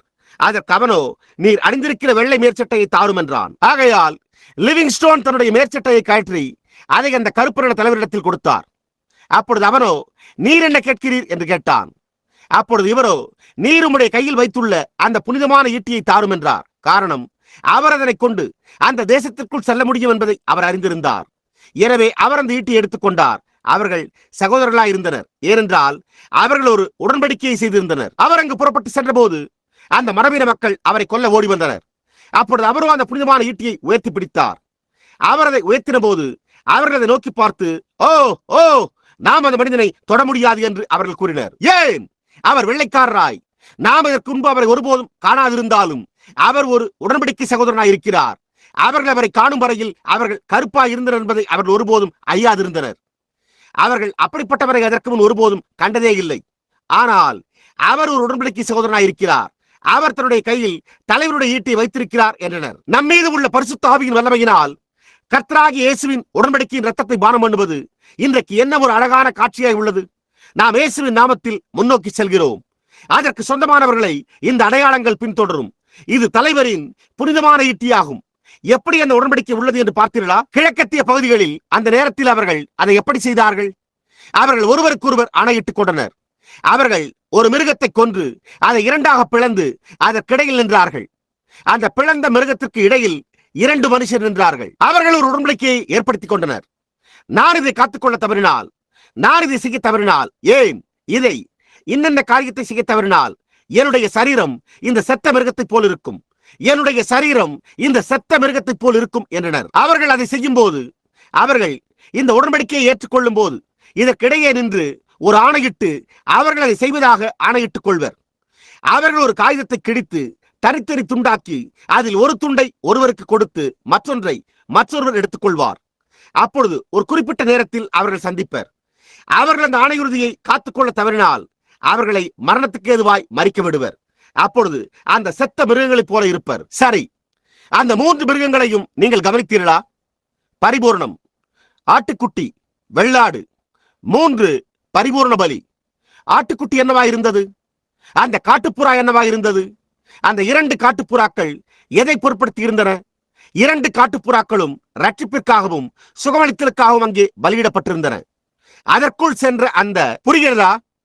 பாவநிவர்த்தி வித்தியாசமாக்கப்பட்டது, ஆனால் சுகமளித்தல் அதே விதமாக தொடர்ந்தது. ஆகையால் ரட்சிப்பும் அதே விதமாக தொடர்ந்தது. 2 காட்டுப்புறாக்களும் துண்டிக்கப்படவில்லை. எனவே அவை 2ஐயும் சுட்டிக்காட்டி பொருட்படுத்தின. ரட்சிப்பு, அவருடைய தழும்புகளால் குணமாகிறோம். நம்முடைய மீறுதல் நிமித்தம் அவர் காயப்பட்டார். அவருடைய தழும்புகளால் நாம் குணமாகிறோம். அவைகள் துண்டிக்கப்படாமல் ஒரு புறமாக வைக்கப்பட்டன. ஆனால் உடன்படிக்கையில் மிருகத்தின் பாகங்கள் துண்டிக்கப்பட்டிருந்தன. அவைகள் 3மே உங்களுக்கு புரிகிறதா? அப்பொழுது அவர்கள் அதை செய்த போது அவர்கள் அந்த காகிதத்தை கிழித்து உடன்படிக்கையை செய்து கொண்டனர். தேவன் ஆபிரகாமிடத்தில் என்ன கூறிக்கொண்டிருந்தார் என்பதை கவனியுங்கள். கல்வாரியிலே உன்னுடைய சந்ததியின்படி, கல்வாரியிலே உன்னிடத்திலிருந்து ஈசாக்கு தோன்றுவான், ஈசாக்கிலிருந்து இன்னார் யாக்கோபு தோன்றுவான், யாக்கோபிலிருந்து யோசேப்பு தோன்றுவான், யோசேப்பிலிருந்து தொடர்ந்து தோன்றிக்கொண்டே வழிவழியாய் தொடர்ந்து வந்து முடிவிலே அந்த நீதிபரரின் வித்து தோன்றும் என்றார். பவுல் இங்கே அதை குறித்து பேசுகையில் நம்முடைய கர்த்தர் தோன்றின கோத்திரத்தை குறித்து மோசே ஒன்றும் சொல்லவில்லையே என்று கூறுகிறான். ஒரு ஆசாரியத்துவத்திலிருந்து வெளியே வருதல். நம்முடைய கர்த்தர் யூதா கோத்திரத்தில் தோன்றினார், லேவியிலிருந்து அல்ல. ஏனென்றால் அவர்கள் மாம்ச பிரகாரமாக பிரமாணத்தை கடைபிடிப்பவர்களாய் இருந்தனர். ஆனால் நம்முடைய கர்த்தர் யூதாவிலிருந்து தோன்றினார். மகிமை அங்குதான் காரியமே உள்ளது. அங்குதான் வாக்குத்தத்தம் செய்யப்பட்டிருந்தது. நாம் முடிக்கையில் இப்பொழுது கூர்ந்து கவனியுங்கள். கல்வாரியிலே தேவன் இறங்கி வந்து தம்முடைய சொந்த குமாரனுடைய சரீரத்தை எடுத்துக்கொண்டார். அதில் அவர் வாசம் செய்திருந்தார். அவர் அதை கல்வாரியிலே 2ஆக கிழித்தார். அவருடைய இரத்தம் சிந்த காயப்பட்டு துண்டிக்கப்பட்டார். அங்கே ஈட்டியானது அவருடைய விழாவிலே பாய்ந்து அவரை 2ஆக கிழிக்க அவருடைய இரத்தமோ பீரிட்டடித்தது. அப்பொழுது அவர், பிதாவே, உம்முடைய கைகளில் என் ஆவியை ஒப்புவிக்கிறேன் என்றார். அதன் பின்னர் அவர் தம்முடைய தலையை சாய்த்தார். பூமி அதிர்ந்தது, மின்னல் மின்னிட இடி முழங்கினது. அப்பொழுது தேவன் தம்முடைய நித்திய உடன்படிக்கையை எழுதி கொண்டிருந்தார். வாரத்தின் 1ஆம் நாளிலே அவர் அவருடைய மரித்த சரீரத்தை கல்லறையிலிருந்து எடுத்து அதை பரலோகத்திற்கு கொண்டு வந்து அவரை பிரதான ஆசாரியராக வீற்றிருக்க செய்தார். ஒரு நினைவு சின்னமாக அங்கே என்னைக்கும் பரிபூர்ணமாக வீற்றிருக்கிறார். அவர் அந்த சரீரத்தில் இருந்து கிழித்த ஆவியை திரும்பவும் சபையின் மீது அனுப்பினார். அந்த சபையானது அந்த சரீரத்தில் இருந்த அதே ஆவியை உடையதாக இருக்க வேண்டும். இல்லை என்றால் அது உயிர்த்தெழுதலில் அதனோடு இணையாது. அந்த 2 துண்டுகளும் பரிபூர்ணமாக ஒன்று சேர்ந்து வர வேண்டும். இந்த சபையானது பரிபூர்ணமாக இருக்கவில்லை என்றால், சரியாக கிறிஸ்துவுக்குள் இருந்த அதே ஆவி இல்லை என்றால், நீங்கள் ஒருபோதும் எடுத்துக் கொள்ளப்படுதலில் செல்லவே மாட்டீர்கள். சகோதரனே, அங்குதான் நித்திய உடன்படிக்கையே உள்ளது.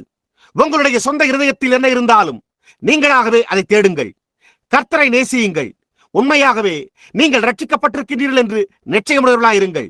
அதன் பேரில் மற்றொரு நல்வாய்ப்பினை எதிர்பார்க்காதீர்கள். அவ்வாறு செய்தால் நீங்கள் சூதாடி கொண்டிருக்கிறீர்கள்.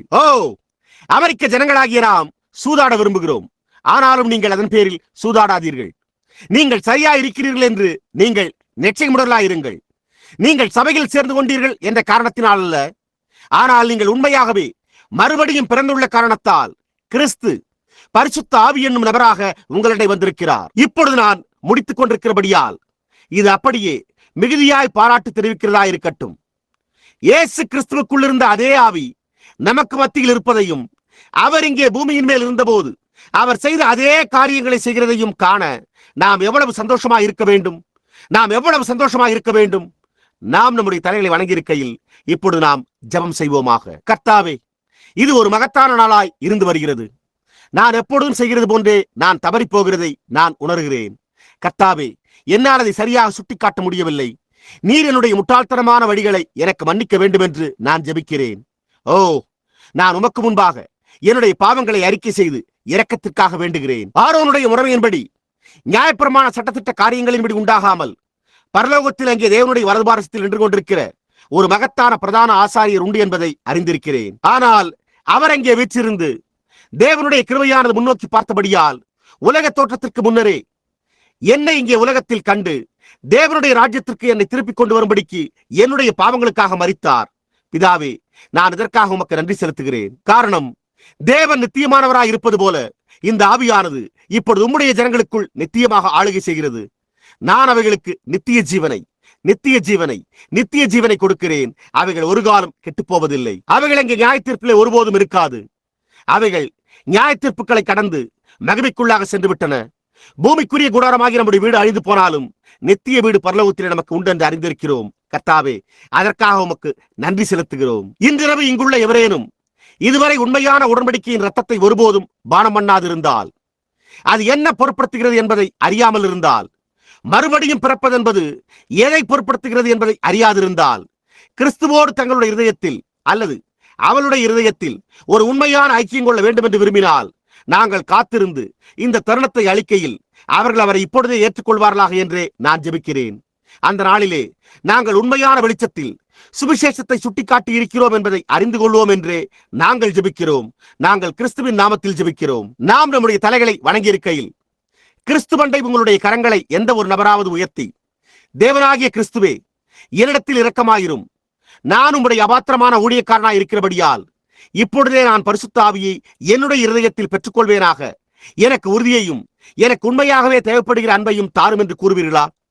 நீங்கள் அதை பெற்றிருக்கவில்லை என்றால் உங்களுடைய கரங்களை அவரண்டை அப்படியே உயர்த்தி, கர்த்தாவே, இதுவே நான் அதை வாஞ்சிக்கிறதற்கு ஒரு அடையாளமாக இருக்கிறது என்று கூறுவீர்களா? நீங்கள் உங்களுடைய கரங்களை உயர்த்துவீர்களா? அங்கே பின்னால் உள்ள பெண்மணியே, தேவன் உம்மை ஆசீர்வதிப்பாராக. ஐயா, தேவன் உங்களை இங்கே ஆசீர்வதிப்பாராக. ஐயா, இங்குள்ள உங்களையும் ஆசீர்வதிப்பாராக. தேவன் உங்களோடு இருப்பாராக. அது அருமையாய் உள்ளது. இங்கே கடைசியில் உள்ள இந்த மனிதனை, என் சகோதரனே, தேவன் உங்களை ஆசீர்வதிப்பாராக. வேறு யாரேனும் இருக்கிறார்களா? நான் முடிப்பதற்கு சற்று முன்னர் அப்படியே ஒரு சில நிமிடங்கள் காத்திருப்போம். அங்கே பின்னால் உள்ள மகனே, தேவன் உம்மை ஆசீர்வதிப்பாராக. வேறு யாரேனும் உண்டா? நான் இப்பொழுது வாஞ்சிக்கிறேன். தேவனாகிய கர்த்தாவே, நான் வாஞ்சிக்கிறேன். நீர் என்னுடைய இருதயத்தை அறிந்திருக்கிறீர். என்னுடைய சிந்தையில் என்ன உள்ளது என்பதையும் நீர் அறிந்திருக்கிறீர். நீர் தேவனுடைய ஆவியானது ஜீவனும் இருபுறமும் கருக்குள்ள எந்த பட்டயத்திலும் கருக்கானதாயும் எலும்பின் ஊனையும் பிரிக்கத்தக்கதாக உருவ குத்துகிறதாயும் இருதயத்தின் நினைவுகளை வகையறுக்கிறதாயும் இருக்கிறது என்றீர். அதை குறித்து சிந்தியுங்கள். அவர் உங்களுடைய நினைவுகளையும் உங்களுடைய நோக்கங்களையும் அறிந்திருக்கிறார். நீங்கள் உங்களுடைய கரத்தை உயர்த்தி, தேவனே, இப்பொழுதே என்னிடத்தில் இரக்கமாயிரும், நான் தவறாயிருக்கிறேன் என்பதை நான் அறிந்து கொண்டேன் என்பதை நீர் அறிந்து கொள்ள வேண்டும் என்று நான் விரும்புகிறேன். நான் அதை தெளிவாக உணர்கிறேன், ஆனால் நான் சரியாயிருக்க விரும்புகிறேன் என்று கூறுங்கள். சரி, நாம் நம்முடைய தலைகளை அப்படியே தொடர்ந்து வணங்கி இப்பொழுது ஜெபித்துக் கொண்டிருக்கையில் அப்படியே ஒரு நிமிடம் சிந்தித்து பாருங்கள். நாம் அதை குறித்து துரிதப்பட வேண்டியதில்லை. எனக்காக பிளவுண்ட காலங்களின் கண்மலையே,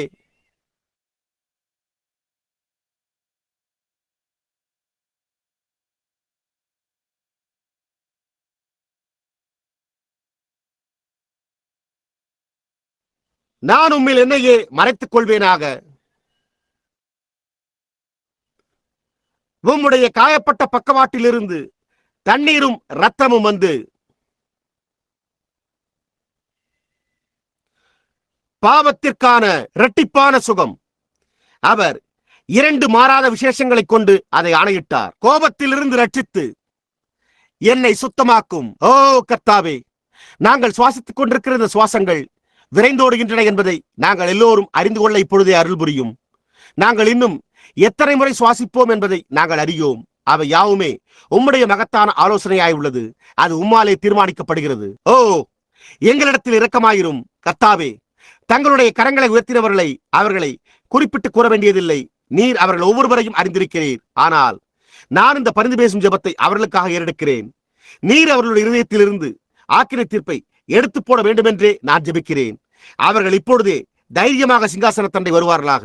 தைரியமாக தேவனுடைய சிங்காசனத்தண்டை நடந்து சென்று தேவனால் அருளப்பட்ட தங்களுடைய ஸ்லாகியத்தை உரிமை கோருவார்களாக. நீரே அவர்கள் தங்களுடைய கரங்களை உயர்த்த காரணமாயிருந்தீர். அவர்கள் தாங்களாகவே அதை செய்திருக்க முடியாது. தேவனே, நீர் இதை இயேசுவின் நாமத்தில் அருள வேண்டும் என்று நான் ஜெபிக்கிறேன். ஆமேன். என்னையே உம்மில் இப்பொழுது அப்படியே அவரை இப்பொழுது ஆராதிப்போமாக. உம்முடைய காயப்பட்ட பக்கத்திலிருந்து பாய்ந்த தண்ணீரும் ஓ என்னே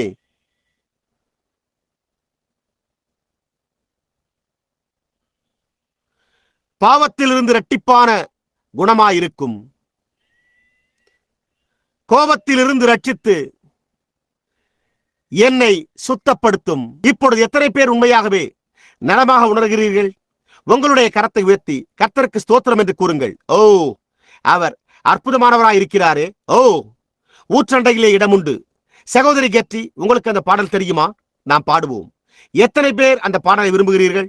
இப்பொழுது நாம் இன்னும் ஒரு நிமிடத்தில் ஒரு ஞானஸ்தான ஆராதனையை நடத்தப் போகிறோம். நீங்கள் அவர்களுக்கு ஞானஸ்தானம் கொடுக்க போகிறீர்களா? சரி. இடம், ஆம், இடம் உண்டு. உனக்காக ஊற்றண்டையிலே இடம் உண்டு. இடம், இடம். சரி. ஞானஸ்தானத்திற்காக அந்த நபர்களில் ஆண்கள் இந்த அறைக்கு செல்வார்கள், ஸ்திரீகளோ இந்த ஒன்றுக்கு செல்வார்கள். சரி. அவர்கள் ஸ்தோத்திரிக்கப்பட்ட நம்முடைய கர்த்தரின் நாமத்தில் ஞானஸ்தானம் பண்ணப்படவிருக்கின்றனர். உனக்காக ஊற்றண்டையிலே இடம் உண்டு. தேவன் எனக்கு நல்லவராகவே இருந்து வருகிறார். உனக்காக ஊற்றண்டையிலே இடம் உண்டு. இப்பொழுது ஒவ்வொருவரும் பாடுவோம். இடம், இடம், ஆம், இடம் உண்டு. ஊற்றண்டையிலே உனக்காக இடம் உண்டு. ஓ, இடம், இடம், ஆம், இடம் உண்டு. ஊற்றண்டையிலே உனக்காக இடம் உண்டு. ஓ, நான் அந்த பழைய பாடலை விரும்புகிறேன். நீங்கள் விரும்பவில்லையா? ஊற்றண்டையிலே உனக்காக இடம் உண்டு. ஓ, இடம், இடம், ஏராளமான இடம் உண்டு. ஊற்றண்டையிலே இடம் உண்டு. இப்பொழுது ஞானஸ்தானத்திற்காக ஆயத்தம் செய்யும்படிக்கு மூப்பர் உள்ளே சென்றிருக்கையில் நான் ஜனங்களுக்கு அதை விளக்கிக் கூற விரும்புகிறேன். உதவிக்காரர்களால் நான் பேசுவதை அறையில் கேட்க முடிகிறதா என்று அவர்கள் சிலரிடத்தில் கேட்க உள்ளேன். அவர்கள் ஆயத்தமாகி என்னிடத்தில் வந்து கூறும்போது எங்களால் மின்சார ஒலிபெருக்கிகளை அகற்றிவிட முடியும். நீங்கள் யாவரும் அதை காண வேண்டும் என்று நாங்கள் விரும்புகிறோம். ஏறக்குறைய 10 நிமிடங்கள் கழித்து சபையானது கலைந்து செல்லும். இப்பொழுது நான் உங்களுக்காக சில புனிதமான வேதவாக்கியங்களை வாசிக்க விரும்புகிறேன். நான் அவைகளை அப்போஸ்தலருடைய நடவடிக்கைகளின் புஸ்தகத்தில் இருந்து வாசிக்க விரும்புகிறேன். நான் அப்போஸ்தலர் 2ஆம் அதிகாரம் 12வது வசனத்திலிருந்து துவங்கி வாசிக்க விரும்புகிறேன். இப்பொழுது நீங்கள் பரிசுத்த லூக்கா இல்லை, பரிசுத்த மத்தேயு 16வது அதிகாரத்தில் கவனித்து பார்க்க வேண்டும் என்று நான் விரும்புகிறேன். அந்த அதிகாரத்தில் தான் இயேசுவானவர் மலையிலிருந்து இறங்கி வந்து கொண்டிருந்தார் என்று நான் நினைக்கிறேன். அவருடைய சீஷர்களிடத்தில் மனுஷகுமாரனாகிய என்னை ஜனங்கள் யார் என்று சொல்லுகிறார்கள் என்று கேட்டார். அவர்களில் சிலர், ஏன் நீர் எலியா என்றனர். சிலர், நீர் ஒரு தீர்க்கதரிசி என்று கூறுகிறார்கள். சிலர், நீர் இதுவாயிருக்கிறீர் அல்லது மற்றதாயிருக்கிறீர் என்று கூறுகிறார்கள் என்றனர். அப்பொழுது அவரோ, நீங்கள் என்னை யார் என்று சொல்லுகிறீர்கள் என்று கேட்டார். பேதுருவோ, நீர் ஜீவனுள்ள தேவனுடைய குமாரனாகிய கிறிஸ்து என்றான். அது சரியா? இயேசு, யோனாவின் குமாரனாகிய சீமோனே, நீ பாக்கியவான். மாம்சமும் இரத்தமும் இதை உனக்கு வெளிப்படுத்தவில்லை. நீ ஒரு வேத பாட கருத்தரங்கில் இதை ஒருபோதும் கற்றறிந்து கொள்ளவில்லை. நீ அதை மனிதனின் மூலம் ஒருபோதும் கற்றறிந்து கொள்ளவில்லை என்றார். மேலும் பரலோகத்தில் இருக்கிற என் பிதா இதை உனக்கு வெளிப்படுத்தினார். மேலும் நான் உனக்கு சொல்லுகிறேன், நீ பேதுருவாயிருக்கிறாய். இந்த கல்லின் மேல் என் சபையை கட்டுவேன். பாதாளத்தின் வாசல்கள் அதை மேற்கொள்வதில்லை. பரலோக ராஜ்யத்தின் திறவுகோல்களை நான் உனக்கு தருவேன் என்றார். அது சரிதானே? நீ பூலோகத்திலே கட்டவிழ்ப்பது எதுவோ நான் அதை பரலோகத்தில் கட்டவிழ்ப்பேன். நீ பூலோகத்திலே கட்டுகிறது எதுவோ நான் அதை பரலோகத்திலே கட்டுவேன் என்றார். அவர் அதைத்தான் குறிப்பிட்டு கூறினாரா? அப்படி இல்லை என்றால் அவர் அதை கூறியிருந்திருக்க மாட்டார். இப்பொழுது காலமானது உருண்டோடின போது பேதுரு ராஜ்யத்துக்குரிய திறவுகோல்களை உடையவராயிருந்தார். இப்பொழுது கத்தோலிக்க ஜனங்களாகிய நீங்கள் இதை இவ்வாறு நினைக்கலாம். அதாவது கத்தோலிக்க சபையானது பேதுருவின் மேல் கட்டப்பட்டுள்ளது என்று கூறலாம். சரி, நாம் அதை குறித்து கண்டறியலாம். அவர்கள் அந்த திறவுகோல்களை உடையவர்களாய் இருந்தனர். கத்தோலிக்க சபையானது இன்னமும் அந்த திறவுகோல்களை வைத்திருக்கிறது. பேதுரு அந்த திறவுகோல்களை குறித்த காரியத்தில் என்ன செய்தார் என்பதை நாம் கண்டறிவோம். பாருங்கள், ஆகையால் நாம் அதை கண்டறிவோம். வேதம் பேதுருவினிடத்திலும் மற்ற அப்போஸ்தலர்களிடத்திலும் கூறியிருப்பது என்னவென்றால், நீங்கள் உலகமெங்கும் போய் எவர்களுடைய பாவங்களை மன்னிக்கிறீர்களோ அவைகள் அவர்களுக்கு மன்னிக்கப்படும், எவர்களுடைய பாவங்களை மன்னியாதிருக்கிறீர்களோ அவைகள் அவர்களுக்கு மன்னிக்கப்படாதிருக்கும் என்று கூறியுள்ளது. அதாவது நான் அதை எவ்வாறு கூறலாம், நான் என்ன பொருட்படுத்தி கூறுகிறேன் என்பதை யாராவது புரிந்து கொள்ளாமல் இருக்கலாம். இயேசு அப்போஸ்தலர்களிடத்தில் எவர்களுடைய பாவங்களை நீங்கள் மன்னிக்கிறீர்களோ நானும் கூட அவர்களுக்கு மன்னிப்பேன், எவர்களுடைய பாவங்களை நீங்கள் மன்னிக்காதிருக்கிறீர்களோ அது அவர்களுக்கு எதிராக பற்றியிருந்தால் நானும் கூட அதை அவர்களுக்கு எதிராக பற்றியிருக்க செய்வேன் என்றார். அதைத்தான் இயேசு கூறினார். கத்தோலிக்க சபையானது அதன் சார்பில் வற்புறுத்துகிறதை கவனியுங்கள். ஆனால் அவர்கள் அதை எப்படி செய்தனர் என்பதை நாம் கண்டறிவோம். அப்பொழுது அவர்கள் அதை எப்படி செய்தார்கள் என்பதை நாம் கண்டறிவோமானால் அப்பொழுது நாமும் அதை அந்த விதமாகவே செய்ய வேண்டும். இப்பொழுது நாம் அதை கண்டறிவோமாக. இது பெந்தேகோஸ்தே நாளில் நடந்தது. சபையானது அப்பொழுது தொடங்கப்பட்டுக் கொண்டிருந்தது. அவர்கள் எல்லோரும் மேலறையில் இருந்தனர். அங்கிருந்து வந்த மனுஷர்கள் பல்வேறுபட்ட பாஷைகளில் பேசினர். ஏன், அங்கே வானத்தின் கீழிருந்த ஒவ்வொரு பாஷையும் பிரதிநிதித்துவப்படுத்தப்பட்டது. ஆங்கிலமும் கூட அங்கிருந்தது. வானத்தின் கீழிருந்த ஒவ்வொரு பாஷையும் அந்த நாளில் என்ன பாஷை பேசப்பட்டதோ அவை யாவும் அங்கே இருக்க வேண்டியதா இருந்தது. இங்கே சற்று மேற்கொண்டு பார்ப்போம். அநேக பாஷைகளில் பேசினர். எப்படியாய் கிரேத்தரும் அங்கே சஞ்சரிக்கிறவர்களும் ரோமாபுரியில் யூத மார்க்கத்தமைந்தவர்களும் அரபியர்களும் மற்றுமுள்ள யாவரும் பேசினர். இப்பொழுது அவர்கள் அந்நிய பாஷைகளில் பேசிக் கொண்டிருக்கவில்லை. அவர்கள் ஜனங்களிடத்தில் தெரிந்திருந்த பாஷைகளிலேயே பேசிக் கொண்டிருந்தனர். அந்நிய பாஷைகளில் அல்ல, ஆனால் ஒவ்வொருவரும் புரிந்து கொண்ட பாஷைகளில் பேசினர். பாவியாலும் அவிசுவாசியாலும் அவர்கள் என்ன கூறிக்கொண்டிருந்தனர் என்பதை கேட்க முடிந்தது. அப்படி இருக்க நம்மில் அவரவர்களுடைய ஜென்ம பாஷையிலே இவர்கள் பேச கேட்கிறோமே, இது எப்படி? இப்பொழுது கவனியுங்கள். இப்பொழுது கேள்வியானது உண்டாகிறது. இப்பொழுது மற்றவர்களோ பரியாசம் பண்ணினார்கள். 12வது வசனம். சரி, எல்லோரும் பிரமித்து சந்தேகப்பட்டு இது என்னமாய் முடியுமோ என்று ஒருவரோடு ஒருவர் சொல்லிக் கொண்டார்கள். மற்றவர்களோ இவர்கள் மதுபானத்தினால் நிறைந்திருக்கிறார்கள் என்று பரியாசம் பண்ணினார்கள். மற்றவர்கள் அவர்களை குறித்து பரியாசம் பண்ணிக் கொண்டிருந்தனர். காரணம், அவர்கள் எப்படி பேசிக் கொண்டிருந்தனர்? அவர்கள் குடித்து வெறித்திருந்த மனுஷரைப் போல தள்ளாடி கொண்டிருந்தனர். அவர்கள் என்ன கூறிக்கொண்டிருந்தனர் என்பதை அறியாமலேயே பேசிக் கொண்டிருந்தனர். ஆனால் அவர்கள் அறிந்திராத பாஷைகளில் சபையோரிடத்தில் பிரசங்கித்துக் கொண்டிருந்தனர். ஆனால் சபையோர் அதை அறிந்திருந்தனர். புரிகிறதா? சரி. மற்றவர்களோ இவர்கள் மதுபானத்தால் நிறைந்திருக்கிறார்கள் என்றனர். அவர்கள் எப்படி நடந்து கொண்டிருக்கிறார்கள் என்பதை பாருங்கள். மற்றவர்களோ இவர்கள் நிறைந்திருக்கிறார்கள் என்று கூறி பரியாசம் பண்ணினார்கள். ஆனால் பேதுரு, கவனி, நீ திறவுகோல்களை வைத்துள்ளாய். அப்பொழுது பேதுரு 11 கூட நின்று அவர்களை நோக்கி உரத்த சத்தமாய், இப்பொழுது நினைவிருக்கட்டும், இது சபையின் முதல் துவக்க விழாவாய் இருக்கிறது. யூதர்களே, எருசலேமில் வாசம் பண்ணுகிற ஜனங்களே, நீங்கள் எல்லோரும் அறிந்து கொள்வீர்களாக. என் வார்த்தைகளுக்கு செவி கொடுங்கள். நீங்கள் நினைக்கிறபடி இவர்கள் வெறி கொண்டவர்கள் அல்ல. பொழுது விடிந்து 3ஆம் மணி வேளையாயிருக்கிறதே, மதுபான கடைகளும் கூட அப்பொழுது திறக்கப்படாமல் இருந்தன. புரிகிறதா? தீர்க்கதரிசியாகிய யோவேலினால் உரைக்கப்பட்டபடியே இது நடந்தேறுகிறது. கடைசி நாட்களில் நான் மாம்சமான யாவர் மேலும் என் ஆவியை ஊற்றுவேன். அப்பொழுது உங்கள் குமாரரும் உங்கள் குமாரத்திகளும் தீர்க்க தரிசனம் சொல்லுவார்கள். உங்கள் வாலிபர் தரிசனங்களை அடைவார்கள்.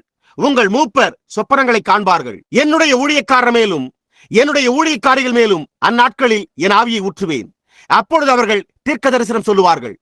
அல்லாமலும் உயர வானத்திலே அற்புதங்களையும் தாழ பூமியிலே அதிசயங்களையும் காட்டுவேன். இப்பொழுது இதுவோ திறவுகோல்களை உடைய ஒருவரான பேதுரு பிரசங்கித்துக் கொண்டிருத்தலாகும். ரத்தம், அக்கினி, புகைக்காடாகிய கர்த்தருடைய பெரிதும் பிரகாசமான நாள் வரும் முன்னே சூரியன் இருளாகவும் சந்திரன் ரத்தமாகவும் மாறும். இப்பொழுது கர்த்தருடைய நாமத்தை தொழுது கொள்கிறவன் எவனோ அவன் ரட்சிக்கப்படுவான் என்று தேவன் உரைத்திருக்கிறார். இஸ்ரவேலரே, நான் சொல்லும் வார்த்தைகளை கேளுங்கள். நீங்கள் அறிந்திருக்கிறபடி நசரேயனாகிய இயேசுவைக் கொண்டு தேவன் உங்களுக்குள்ளே பலத்த செய்திகளையும் அற்புதங்களையும் அடையாளங்களையும் நடப்பித்து அவைகளினாலே அவரை உங்களுக்கு வெளிப்படுத்தினார். ஒரு கடிந்து கொள்ளுகிற உரையா? அவன் திறவுகோல்களை உடையவனாய் இருந்தார் என்பதை நீங்களே அறிவீர்கள். அப்படி இருந்தும் தேவன் நிர்ணயித்திருந்த ஆலோசனையின்படியேயும் அவருடைய முன்னறிவின்படியேயும் ஒப்புக் கொடுக்கப்பட்ட அங்குதான் காரியமே உள்ளது. அவர் எப்படி விடுவிக்கப்பட்டிருக்க முடியும்? ஏனென்றால் அந்த விதமாய் இருக்க வேண்டும் என்று தேவன் முன்குறித்தார். புரிகிறதா? தேவனுடைய முன்னறிவு. ஒரு நிமிடம் அப்படியே இருங்கள். நான் வேத வாக்கியங்களை வாசித்து முடிக்கும் வரையில் அப்படியே ஒரு நிமிடம் அவர்களை காத்திருக்க சொல்லுங்கள். நீங்கள் பிடித்து அக்கிரமக்காரருடைய கைகளினாலே சிலுவையில் ஆணியடித்து கொலை செய்தீர்கள். தேவன் அவருடைய மரண உபாதிகளின் கட்டை அவிழ்த்து அவரை எழுப்பினார். அவர் மரணத்தினால் கட்டப்படக்கூடாது இருந்தது. அவரை குறித்து தாவீது, கர்த்தரை எப்பொழுதும் நோக்கிக் கொண்டிருக்கிறேன், நான் அசைக்கப்படாதபடி அவர் என் வலது பாரிசத்திலே இருக்கிறார். அதனாலே என் இருதயம் மகிழ்ந்தது, என் நாவு களிகூர்ந்தது, என் மாம்சமும் நம்பிக்கையோடே தங்கியிருக்கும். என் ஆத்துமாவை பாதாளத்தில் விடீர், உம்முடைய பரிசுத்தர் அழிவை காணவொட்டீர். ஜீவ மார்க்கங்களை எனக்கு தெரியப்படுத்தினீர். உம்முடைய சன்னிதானத்திலே என்னை சந்தோஷத்தினால் நிரப்புவீர் என்று சொல்லுகிறான். சகோதரரே, கோத்திர தலைவனாகிய தாவீதை குறித்து நான் உங்களுடனே தைரியமாய் பேசுகிறதற்கு இடங்கொடுங்கள். அவன் மரணமடைந்து அடக்கம் பண்ணப்பட்டான். அவனுடைய கல்லறை இந்நாள் வரைக்கும் நம்மிடத்தில் இருக்கிறது. அவன் தீர்க்கதரிசியாக இருந்து உன் சிங்காசனத்தில் விற்றிருக்க நான் இதை ஏற்கனவே பிரசங்கித்து விட்டேன். மாம்சத்தின்படி உன் சந்ததியிலே கிறிஸ்துவை எழும்ப பண்ணுவேன் என்று தேவன் தனக்கு சத்தியம் பண்ணினதை அறிந்தபடியால் நான் இதை பிரசங்கித்து முடித்து விட்டேன். பேதுருவும் அதே காரியத்தை பிரசங்கித்தார். அவன் கிறிஸ்துவனுடைய ஆத்துமா பாதாளத்திலே விடப்படுவதில்லை என்றும் அவருடைய மாம்சம் அழிவை காண்பதில்லை என்றும் முன்னறிந்து அவர் உயிர்த்தெழுதலை குறித்து இப்படி சொன்னான். தீர்க்கதரிசி அதை முன்னதாகவே கண்டான். இந்த இயேசுவை தேவன் எழுப்பினார். இதற்கு நாங்கள் எல்லோரும் சாட்சிகளாயிருக்கிறோம். அவர் தேவனுடைய வலதுகரத்தினாலே உயர்த்தப்பட்டு பிதா அருளிய வாக்குத்தத்தின்படி பரிசுத்த ஆவியை பெற்று நீங்கள் இப்பொழுது காண்கிறதும் கேட்கிறதுமாகிய இதை பொழிந்தருளினார். தாவீது பரலோகத்துக்கு எழுந்து போகவில்லையே. தீர்க்கதரிசி, நான் உம்முடைய சத்துருக்களை உமக்கு பாதபடியாக்கி போடும் வரைக்கும் நீர் என் வலது பாரிசத்தில் உட்காரும் என்று கர்த்தரின் ஆண்டவருடனே சொன்னார் என்று அவனே சொல்லி இருக்கிறான். ஆகையினால் இதற்கு செவிகொடுங்கள். நீங்கள் சிலுவையில் அறைந்த இந்த இயேசுவையே தேவன் ஆண்டவரும் கிறிஸ்துவுமாக்கினார் என்று இஸ்ரவேல் குடும்பத்தார் யாவரும் நிச்சயமாய் அறிய கடவர்கள் என்றான். அதுவே இதற்கு தீர்வாக வேண்டும். அது தீர்வாக வேண்டும் அல்லவா? இதை அவர்கள் கேட்டபொழுது, அதாவது அந்த பாவிகள் இருதயத்திலே குத்தப்பட்டவர்களாகி பேதுருவையும் மற்ற அப்போஸ்தலரையும் பார்த்து, சகோதரரே, நாங்கள் என்ன செய்ய வேண்டும் என்றார்கள். சரி, இங்குதான் உங்கள் காரியமே உள்ளது.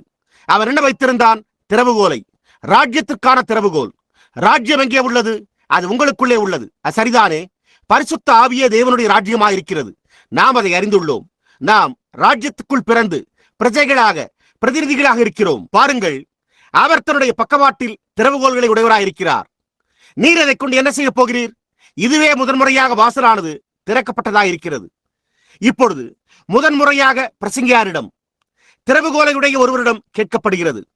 அவர் உன்னுடைய அதிகாரத்தின் பேரில் நில் என்று கூறியிருந்தால் அது அதிகாரப்பூர்வமானதாக இருந்திருக்கும் என்று நான் நினைக்கிறேன்.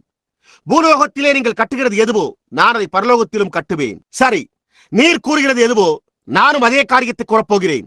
நீ திறவுகோலை பெற்றுக் கொண்டாய். சரி, அவர் வாசலுக்குள் திறவுகோலை நுழைக்கிறார். நீங்கள் என்ன செய்கிறீர்கள்?